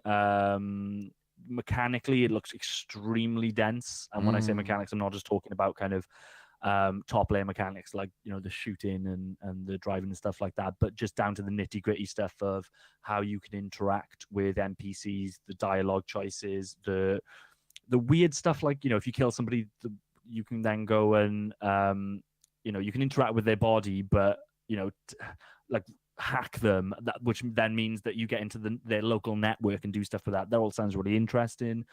The biggest takeaway that I had from this game was it's one of those, unless it's all smoke and mirrors, which for these guys I don't think that it is on the back of Witcher 3.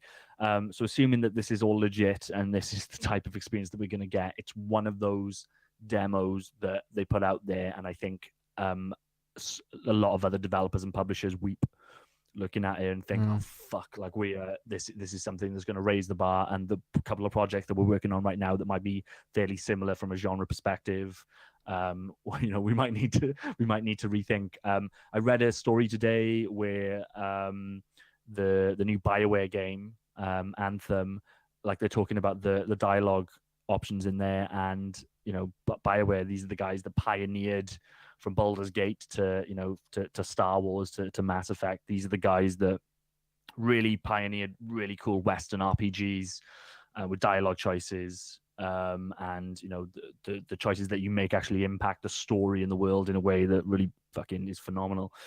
And they're now reduced to conversational choices where there's basically a yes and a no. It's binary. Like there's, as far as I can tell from reading the article, there'll be no conversation choices that you have that have any more than two options, and a lot of those options will just be kind of the same answer but just colored in a different way, which I guess I should have expected. Clearly, when they started out with this game, they had Destiny in mind and they wanted to be a Destiny killer. I think they've tried to maneuver a little bit away from that now that Destiny isn't like the hottest thing on the planet anymore. But still, this is a shooter. You're right. This is a shooter, not an RPG.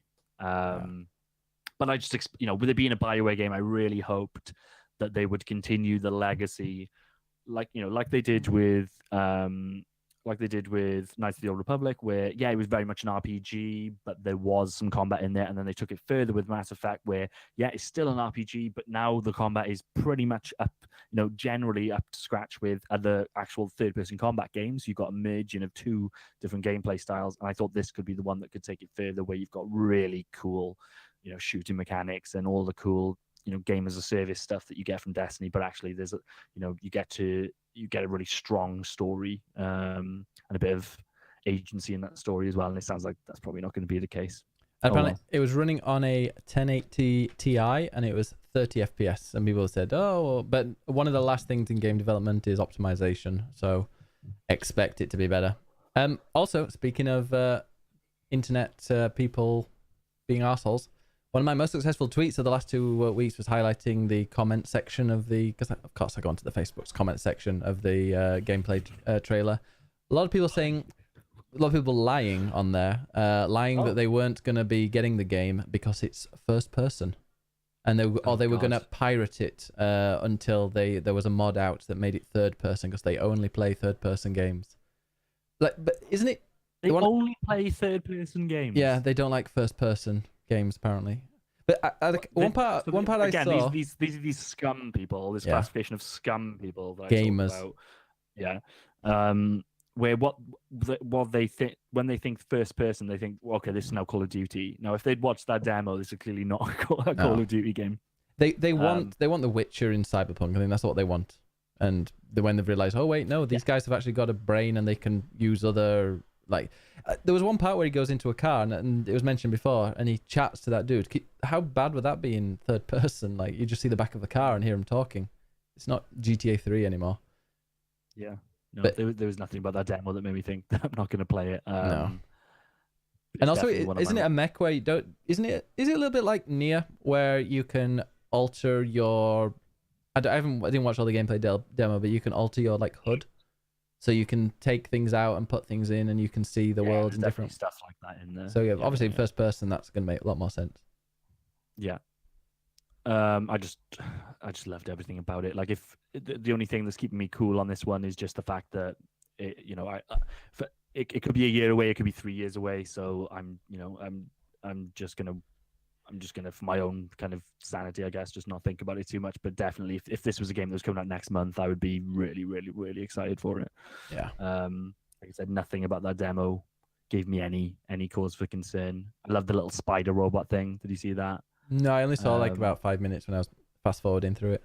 You should watch it. Just go well. watch the whole thing. It's worth it. I downloaded like a 16 gigabyte version of it just to see Wow. it in full, like uncompressed, and it just looks amazing. I want to watch. thought, Maybe I should watch it with. I'm sure someone's got like a commentary over it. I'd quite like to see what, like, maybe things that I'd miss. Digital Foundry did a piece. I guess that's more Oh, yeah. from like a tech end. If you're looking for more stories. Oh no, I like them. I saw them do. Did you Yeah. ever see Digital Foundry cover the latest WWE on Switch? One of the most scathing videos I've ever seen. It was amazing. I think it's really ambitious that there seems to be full on, like, car mechanics in this. Yeah. You can race around the city and stuff. Like, that's such a leap away from, it's impressive that these guys have gone from a fantasy setting of The Witcher, third person, fairly-ish traditional RPG fare to, a futuristic sci-fi cyberpunk setting, first person. But also there's full on car mechanics in there. It seems like you can actually drive around that city. Someone Assumedly, described it as Deus Ex but open world, but like obviously ramped up on acid as well. But so I'm in the mood for a cyberpunk. Would you recommend the latest Deus Ex? Because I've actually got it. I would absolutely recommend. I would, what have you played of Deus Ex? Any of them? Never played any. I'd probably recommend the last two then, like the more modern ones. Yeah. The original Deus Ex is an absolute classic, but at this point extremely dated.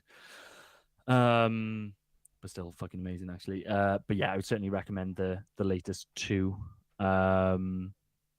If you want to play something like that, Deus Ex was when I was talking about developers seeing this demo and weeping. Definitely was Deus Ex has come out because it didn't sell that well and said, look, this is one of the franchises that we're putting on hold. Yeah.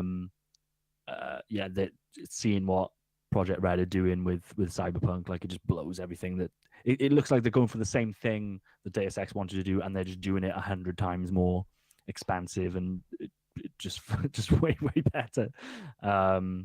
Which is sad, but maybe play Deus Ex now while you can, because I think when Cyberpunk comes out, you probably won't want to play that. Yeah, add it to my long list of games. Yes. All right. Okay. Next bit of news. Did you see it, Andre? By the way, the Cyberpunk. Hi. Oh. Let me flip my camera. We've all got dogs right now. I have not. I saw like bits of it, but I was like, you know what? I think this is a game I'm going to try to go into blind. And then I saw more bits of it. I'm like, oh no, I want to consume everything. Yeah.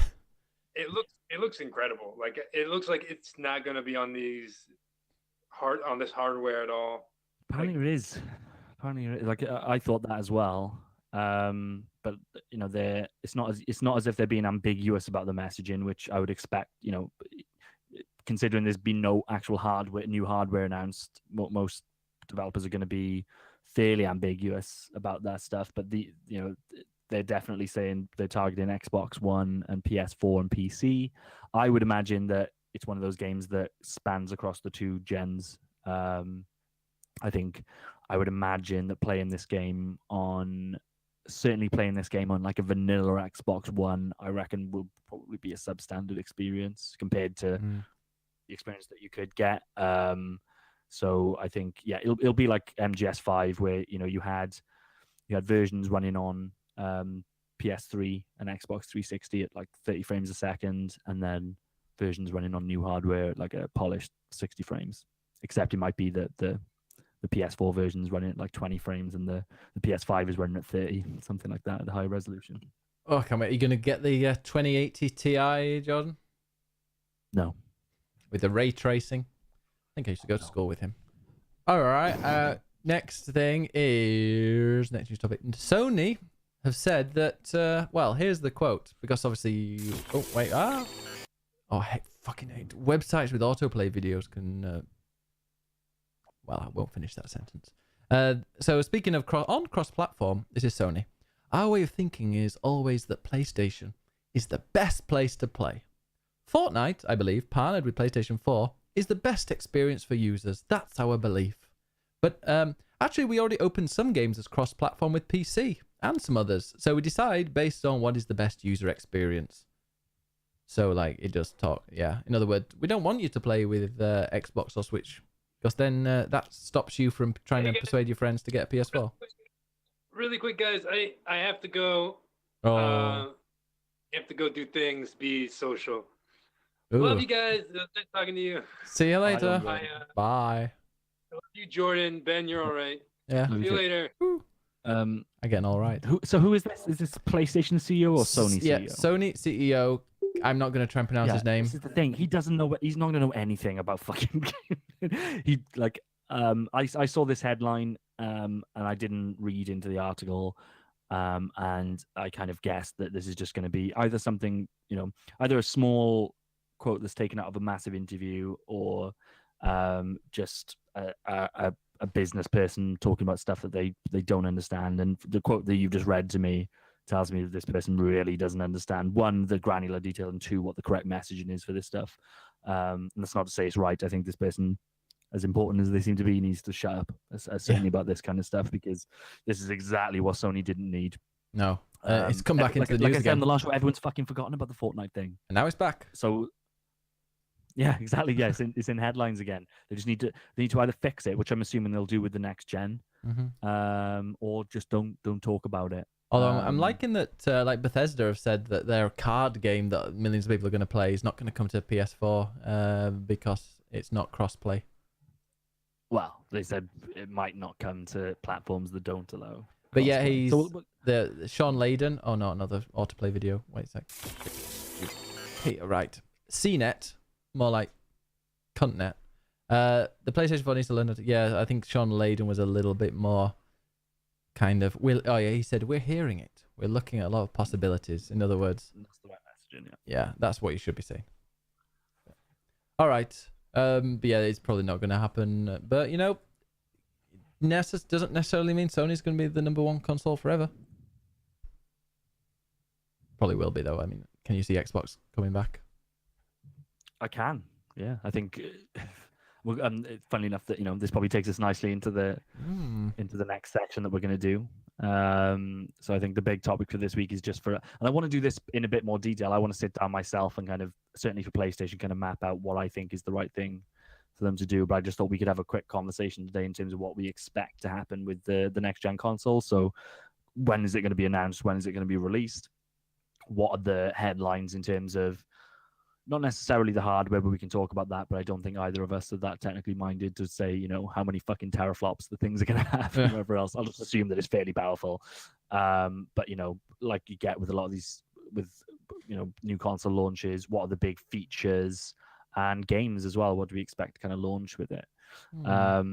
So just in terms of Xbox kind of taking the lead again, I think, this generation was theirs to lose. They absolutely lost it.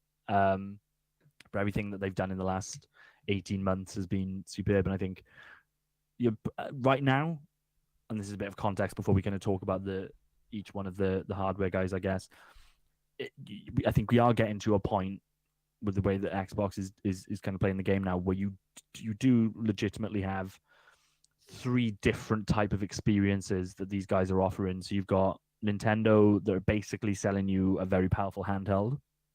Is the way that I look at it, and I fucking love it. And obviously they've got their first party stuff to kind of lean on, so they're doing well. You've got Sony that are offering you the very traditional, powerful console with again really strong first party support, and due to the sales numbers, very strong third party support as well. And then you've got Microsoft, which, due to errors that they made early in the generation and them trying to kind of course correct, have actually taken a really interesting route of, I don't think they want to sell you games anymore. I don't think, that isn't necessarily the most important thing to them. They want to sell you services. They want to sell subscriptions. They want to be, we've talked about this before, the Netflix for video games. And I think they're doing a good job of it. I see the rest of this generation for them playing out as a bit of an experiment to see how many people they can get signed up to Game Pass. Yeah, get loads of games in these studios. Just get all these studios ready for the next series, so they can be like, hey, look at all these games that you only get if you sign up for our Xbox Game Pass. Because they're going to lose out on the third party stuff. Sony will surely have that. that's absolutely what they need. Is as you can sell as many subscriptions that you want. The fact is that when God of War 2 comes out, when Horizon 2 comes out, when The Last of Us 2 comes out, when the next Uncharted game comes out, when the next Spider-Man game comes out, Sony's already got that stuff kind of lined up. But like, go for them. I mean, it sounds really privileged of me to say this, but why not? So people talk about, oh, I've got a PC and a PS4, or I've got a PC, PS4, or a Switch. Why not make room for all four? So try and persuade people to get all four of them. Do they have to choose between PS4 and Xbox? I think, like, as much as the strategies are different, I think because certainly with this generation, because the first party support has been so weak on Xbox. Like, I own an Xbox One X. I bought it quite late into the life cycle. It's a complete luxury. It's complete flamboyance. There's absolutely no need for me to have that console, and I very rarely use it. I've only, like, this week I switched it on because finally one of the reasons that I actually bought an Xbox to play the Master Chief Collection has been updated to take advantage of the X hardware, and it displays nicely on a 4K. So that's one thing. But without I would argue this generation, as it stands right now, I would if I was to be asked, which I quite often am by people in work or friends and family members and things like that. Mm-hmm. If I was to be asked, which console should I get, or I'm buying one for my kid, what should I get? Xbox just wouldn't be in the equation right now. No. I would recommend either a Nintendo Switch or a PlayStation, probably dependent on age and what games they're into and stuff like that. But like I said, the subscription stuff that Xbox has kind of started off, actually, the argument, there is starting to become a fairly compelling argument for them just from a cost perspective. I was... I was about to say, I don't know if you were going into this, but as Astral Fairy says, all four, I'll just sell my golden couch and buy them. But there's that, I was kind of doing something, but I don't know if you mentioned it, the possibility of like a streaming only or a digital only one, which seems like a low cost one, which could be the affordable one if you want to get it as a little bonus, as like a luxury, or you want to play those exclusives, but you don't want to shell out with a brand new brand new console. That is being talked about. I think what people are kind of really leapfrogging there is the fact that it's easy to say, oh well, they'll just release a streaming version. Like, nobody has nailed the streaming stuff yet. Well, Sony invested. It depends if they do streaming like they do currently, where it's a streaming one, but it's not, like it's downloaded. But you've still got to have hardware there if it's downloaded, haven't you? So then that doesn't become a cheap option. No, that's true. Actually, yeah. Then you are buying processors and graphic, GPUs and stuff like that. So the thought is right now, and it's probably not worth the paper it's written on because Microsoft are probably still working this stuff out. But the thought is that when they signal their next generation, which is probably not too long away, they'll do different units. So you'll have a high end unit, and a lot of people talk about this lower end streaming box. It won't necessarily be just a streaming box, but it might be, it could be maybe the same power as like an Xbox One, because obviously all the games are going to be pretty much cross compatible now, you've got to assume. But then in terms of higher end experiences, it's going to stream. I think all that stuff gets quite messy just because, like I said, nobody's really nailed that stuff. The talk is that what they will do is around the power that they do have in that console. They can harness in some way so that, yes, it's streaming, but actually some of the calculations are being done on the hardware end, so the local end, and that'll give you, you'll get a bit more kind of punch to your game, and it won't necessarily feel like you've got that weird latency that you get with PS Now. But I think, if they're gambling on that, they better be damn sure that stuff is going to work, and they need to look at their market as well and make sure that everyone's going to have a beefy enough connection to actually make that stuff work, or not have caps on their, in Australia, like a lot of people have caps on their download usage and things. America as well now. Is it a terabyte? Yeah. So yeah, but let's go back to basics then. So let's start with Nintendo, for instance. So I think Nintendo is probably the easiest one. I don't think Nintendo. Yeah, exactly. But I think what you probably see next Mhm. is an iteration on Switch. Yeah. I don't think you see a Switch 2, and I think that's just a more lightweight. I think if you look at your Switch right now, there's a really chunky bezel on it. I think that bezel gets dramatically decreased, increasing the size of the screen. I don't think you see a bump up from 720p. I think it still stays at 720p, and I think that screen looks absolutely fine as it is right now. Yeah, it's. Um, I can't see. I think they've got their console. They seem to have reached what they've like. I really hope I so. don't think they can improve on what they've got. Obviously, like improve on it. I mean, but there's no. They don't need to go back to the drawing board whatsoever. They're the they've worry got with their niche. Nintendo always is that they will do that just because they're Nintendo. Yeah. But hopefully now they're sensible enough to see, they're selling shitloads of these things. It's working really well. It's to the point where other hardware manufacturers are being interviewed and they're getting the question around Switch is doing really well. Will you do something like it? Yeah. Now, I don't think that Sony wants to, and I don't think that Microsoft certainly wants to either. But that's just kind of an illustration, I guess, of how successful Switch has been. We're getting to the point where the other guys are being asked, "Are you going to try and emulate this?" I don't think they will. But in terms of I reckon some point next year we get some kind of updated Switch, and I'll buy it day one. Yeah. I use my Switch so much, like just to get it's not heavy at the moment, but just if you think about the difference between the original DS, which was horrific. I had that. It didn't even fold together. It looked like what was the two big is it ones. DSi or DS Lite, which was the one that I don't know. Smoothed all the edges, and it just felt like a much nicer console. So yeah, I think next year you get something like that, just improved hardware. And like I said, I'll absolutely just snap that up. By that point, we'll have all the network integration and stuff, so your save files will be safe. We'll be able to transfer to a new. You'll be able to play loads of games, and the online functionality is going to be amazing. Yeah. Astral says, why not make a Wii 2 with touchscreen controllers and VR? Yeah, I don't think they'll ever do anything like that. But VR's an interesting one. Why if they increase their screen fidelity, you could eventually. I could envision seeing like a Switch where you kind of slot it into something that they'll sell, and you can play sell a Labo thing, isn't it? Yeah, their type of VR stuff.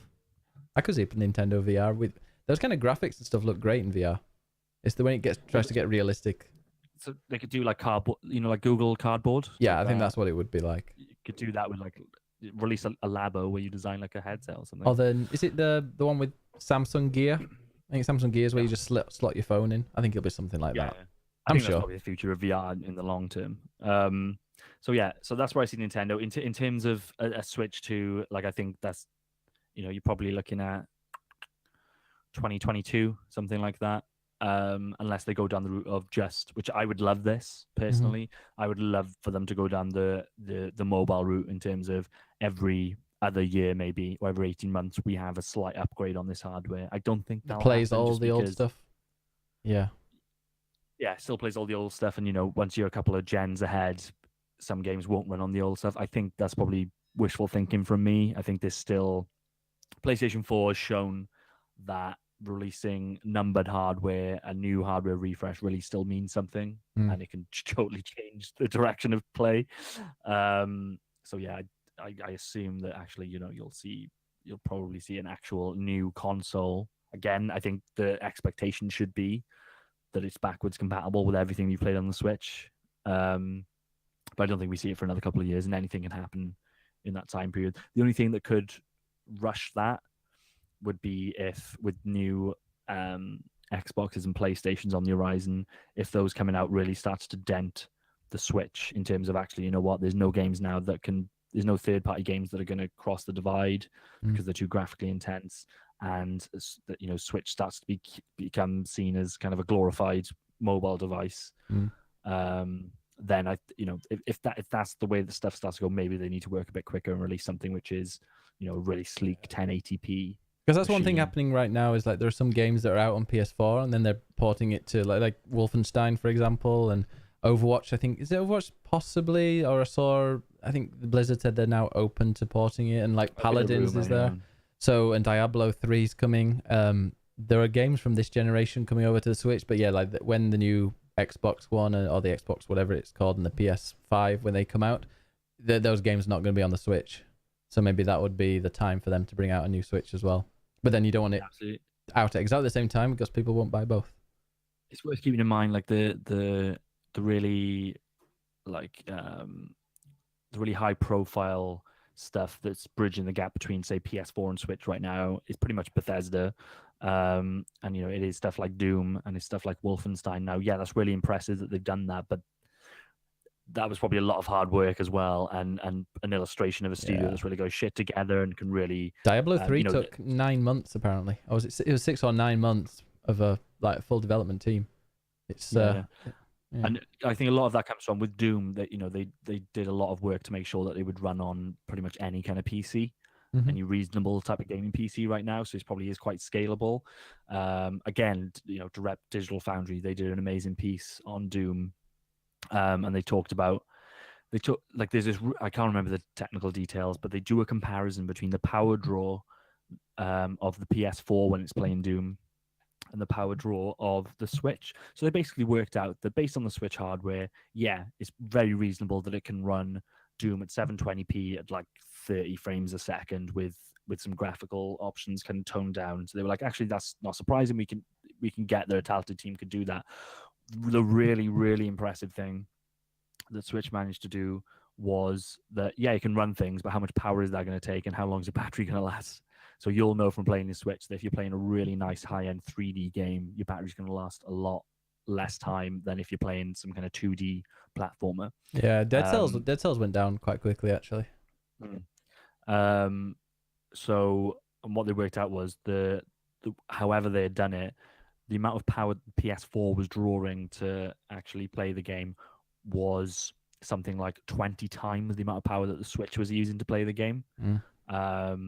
And that's where the fucking really impressive thing comes from in terms of what they managed to do. So I guess my point is that as much as Bethesda have got everything in order and they can potentially do that stuff, I think certainly with this gen and when we get into next gen games, not all developers are going to be able to think about their games and look at it as, okay, we want to get this really high end thing onto PC and the new consoles, and also we need to build a Switch version. The bandwidth there is the bandwidth is too large. Like the Switch will be so underpowered at that point that I think hopefully the best case scenario is that by that point Switch has sold enough consoles that there's enough of an ecosystem around it where developers are making bespoke games for it. Yeah. And obviously the indie stuff will continue. We're still going to get cool, low tech indie stuff on next gen consoles, and that stuff we'll be able to jump over. But the bleeding edge tech stuff obviously won't be able to. But we'll see. Can't wait. Yeah. So what's it on? PS5? Well, it's still what Xbox then, I guess. So yeah. I think. Do we do Xbox or? Oh, we can go back. Yeah, kind of. I guess that's how we came into it, wasn't it? When do we expect a new Xbox? I guess. Who do we think is going to go first, PlayStation or Xbox? I think PlayStation, just because Xbox kind of just released their X. Well, that was the latest thing, wasn't it? Yeah, but I don't think they're that. I don't think they're that attached to this generation, and I think. No. But what about their studios? A little bit of a. When they want to give a little bit of a backlash. When they want to give their studios a little bit of a bit more time to create the games, or they'll want to launch with some games from their studios they've acquired. Yeah, sure. And I think the earliest that for me, I think 2020 is the key year. I think. Yeah, announcement next E3, I think. Yeah. Or do we? Yeah, potentially. No. I think I haven't really thought about this too much for Xbox, and I think Xbox is a bit more of a question mark just because of where they are with the service stuff. So I guess we've covered Xbox. They're going down the service route. I think they could potentially do really well with that. In terms of PlayStation, then. I think you don't see an announcement at E3. Oh no, PlayStation. I think either PSX or they do like they did with PS4. They do a standalone event. I wonder if they'll launch it in spring, because the Switch really benefited from getting the initial huge bump, and then getting all the good all the games that came out. Well, it was just Zelda, wasn't it? But then they also had the holiday season as well. Yeah, and that's a good point because I think what you'll probably see with them, whereas traditionally console launches are quite weak in terms of the launch stuff tends to be kind of third party stuff. There's not too much of it. Yeah. Like that was the high profile first party thing, for PS4 was Killzone. I think what you probably see this time is that they look to launch with at least one big hitter, and that's not, you know, Oh, yeah. Killzone, yeah. But I don't see that. I don't think anybody saw that new Killzone game as being a big hitter. I'm talking either Horizon 2. Yeah, I was thinking that, or Uncharted Or- Return.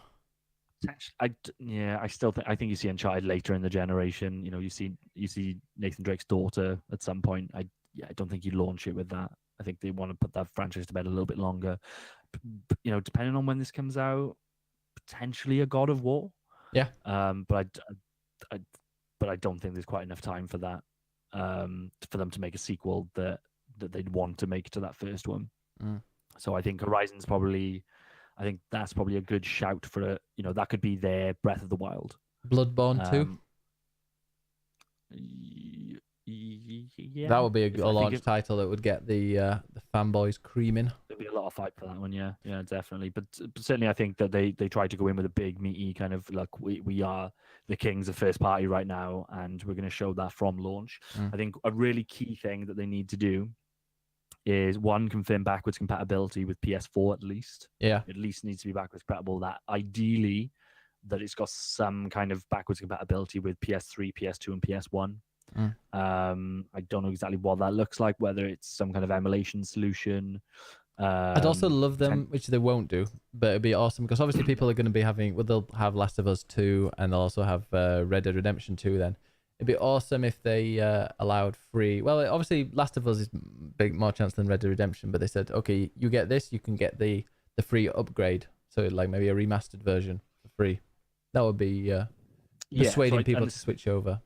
Yeah, I think for me, what the message needs to be is, like I said, they confirm complete backwards compatibility, at least with PS4, right? So, like your catalog that you currently have, your library that you currently have on PS4, boom, that's already there, day one. That would be a massive win in itself, right? I honestly don't think they cannot do that. Like if I think it'd be crazy. It would be like, you know, when Xbox launched with it has to be online all the time. I think they would just get people would just say, well, you know, the comments on Facebook will be refusing to buy the console. It'll be like, you know, there would just be too much of a reaction to that. If they did that, I probably wouldn't buy it on launch, just because for me at this point, I play a lot of my games on PC around about that time. Yeah, I'm going to want to buy a new PC, which is more powerful than these consoles anyway. I would literally be buying this one.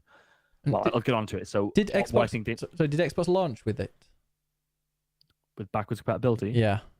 No, that was very much just part of their the fact that the fact that we're now in an area where the main console, one of the main consoles, has backwards compatibility, like it's expected limited now. By the way, like everything is on there.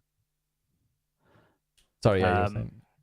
But you know, you've got to the architecture that they're using is fairly standard now. You'd assume that it'll be the same for the next one. So I think both of them say that your library that you have right now will completely come across. That's fine and that's expected. I think what PlayStation need to do is to say that our key titles, the first party stuff that you've loved over the course of PS4, so Horizon, so God of War, Spider-Man, Last of Us, all of these titles, when you play them on our PS5, they will already have updates built into them that will you know, take advantage of the new hardware. So essentially, I'm assuming they'll be 4K.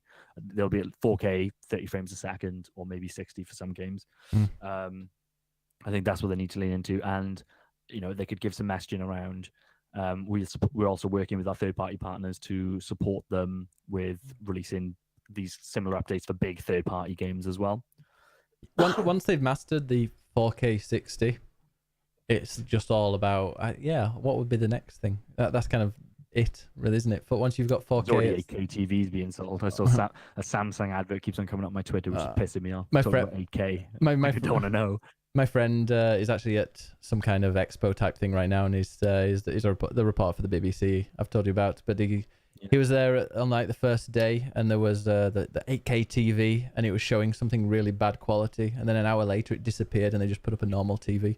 And like nobody's heard of anything since about it. It's just quietly replaced and pretended it never happened. Yeah, I love my TV and I don't want to get a new one for a good while if I can help it. Yeah, 4K is fine. Yeah. So yeah, I think, you know, from day one when that console launches, you know, I put Bloodborne in. Well, Bloodborne's a difficult one because the dev team isn't in-house, but I think there'll be an element of kind of like what Xbox has done and kind of what Sony's done a little bit as well with the Pro.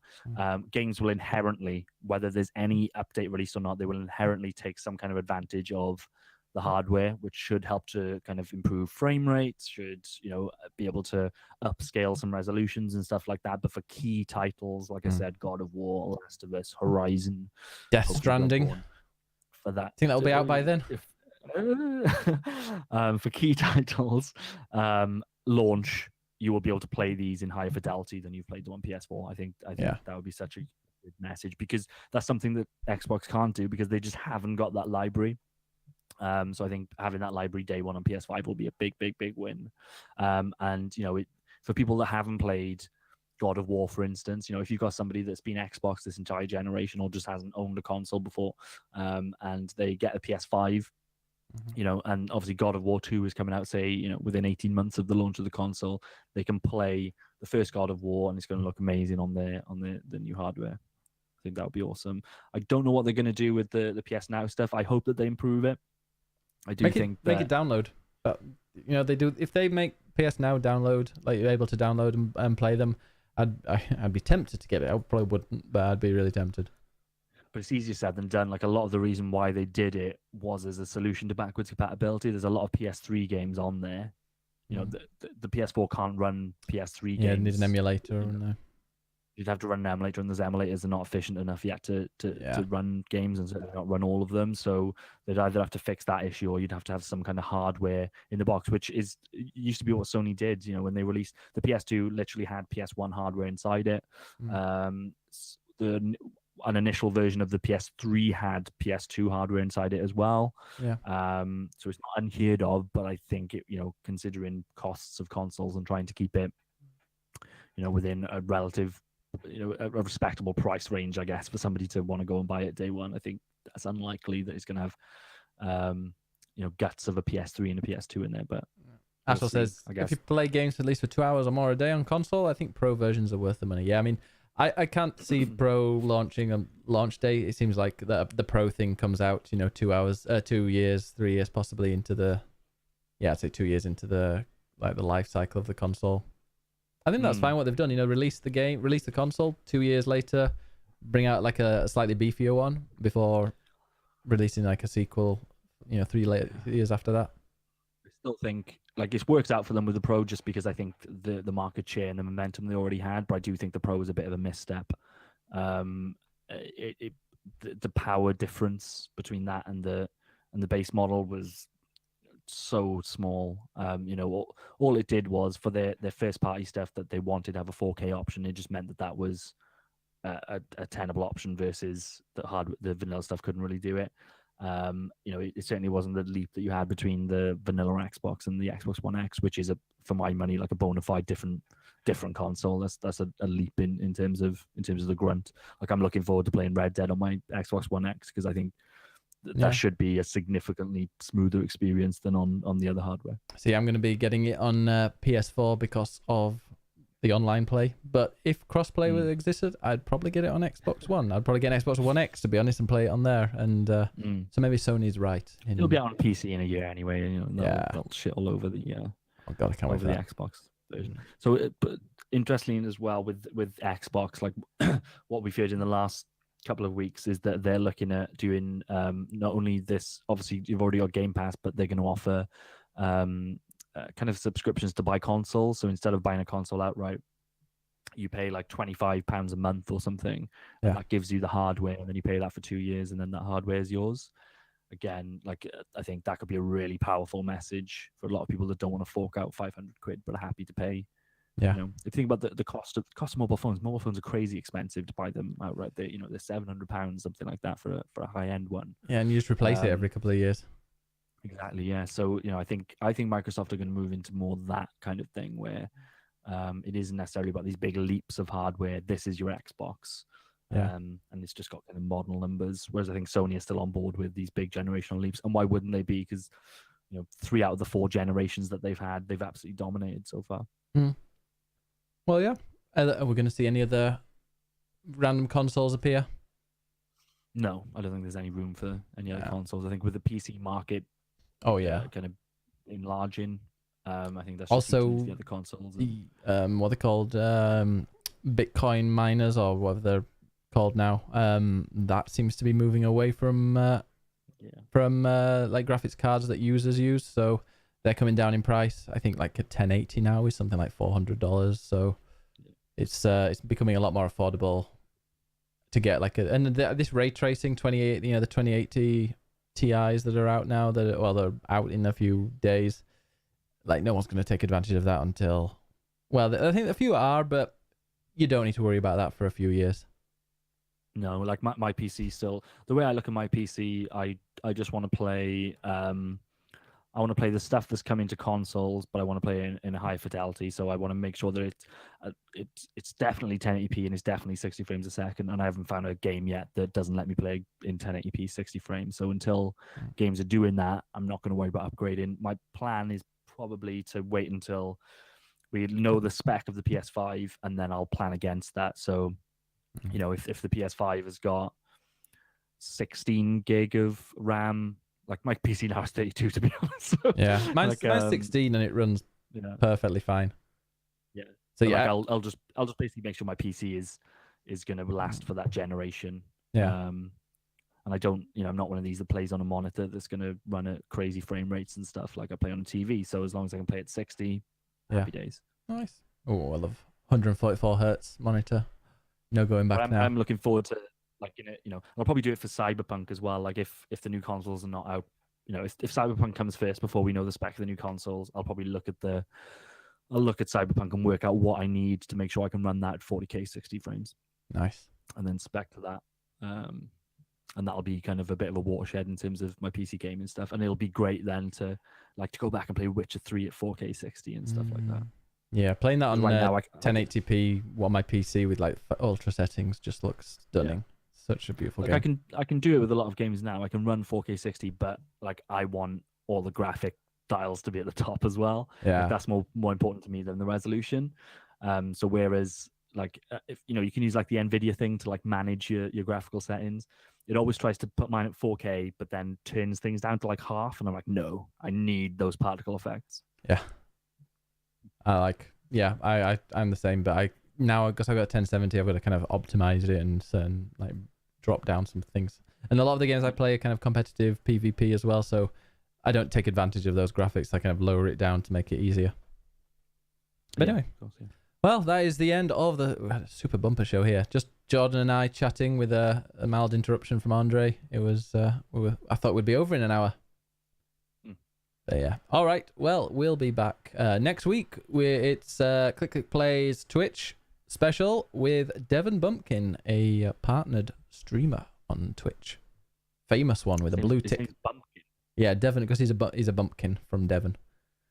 Oh, Devon Bumpkin. Okay. And I should have mentioned to Andre, he has something like 50,000 subs on YouTube.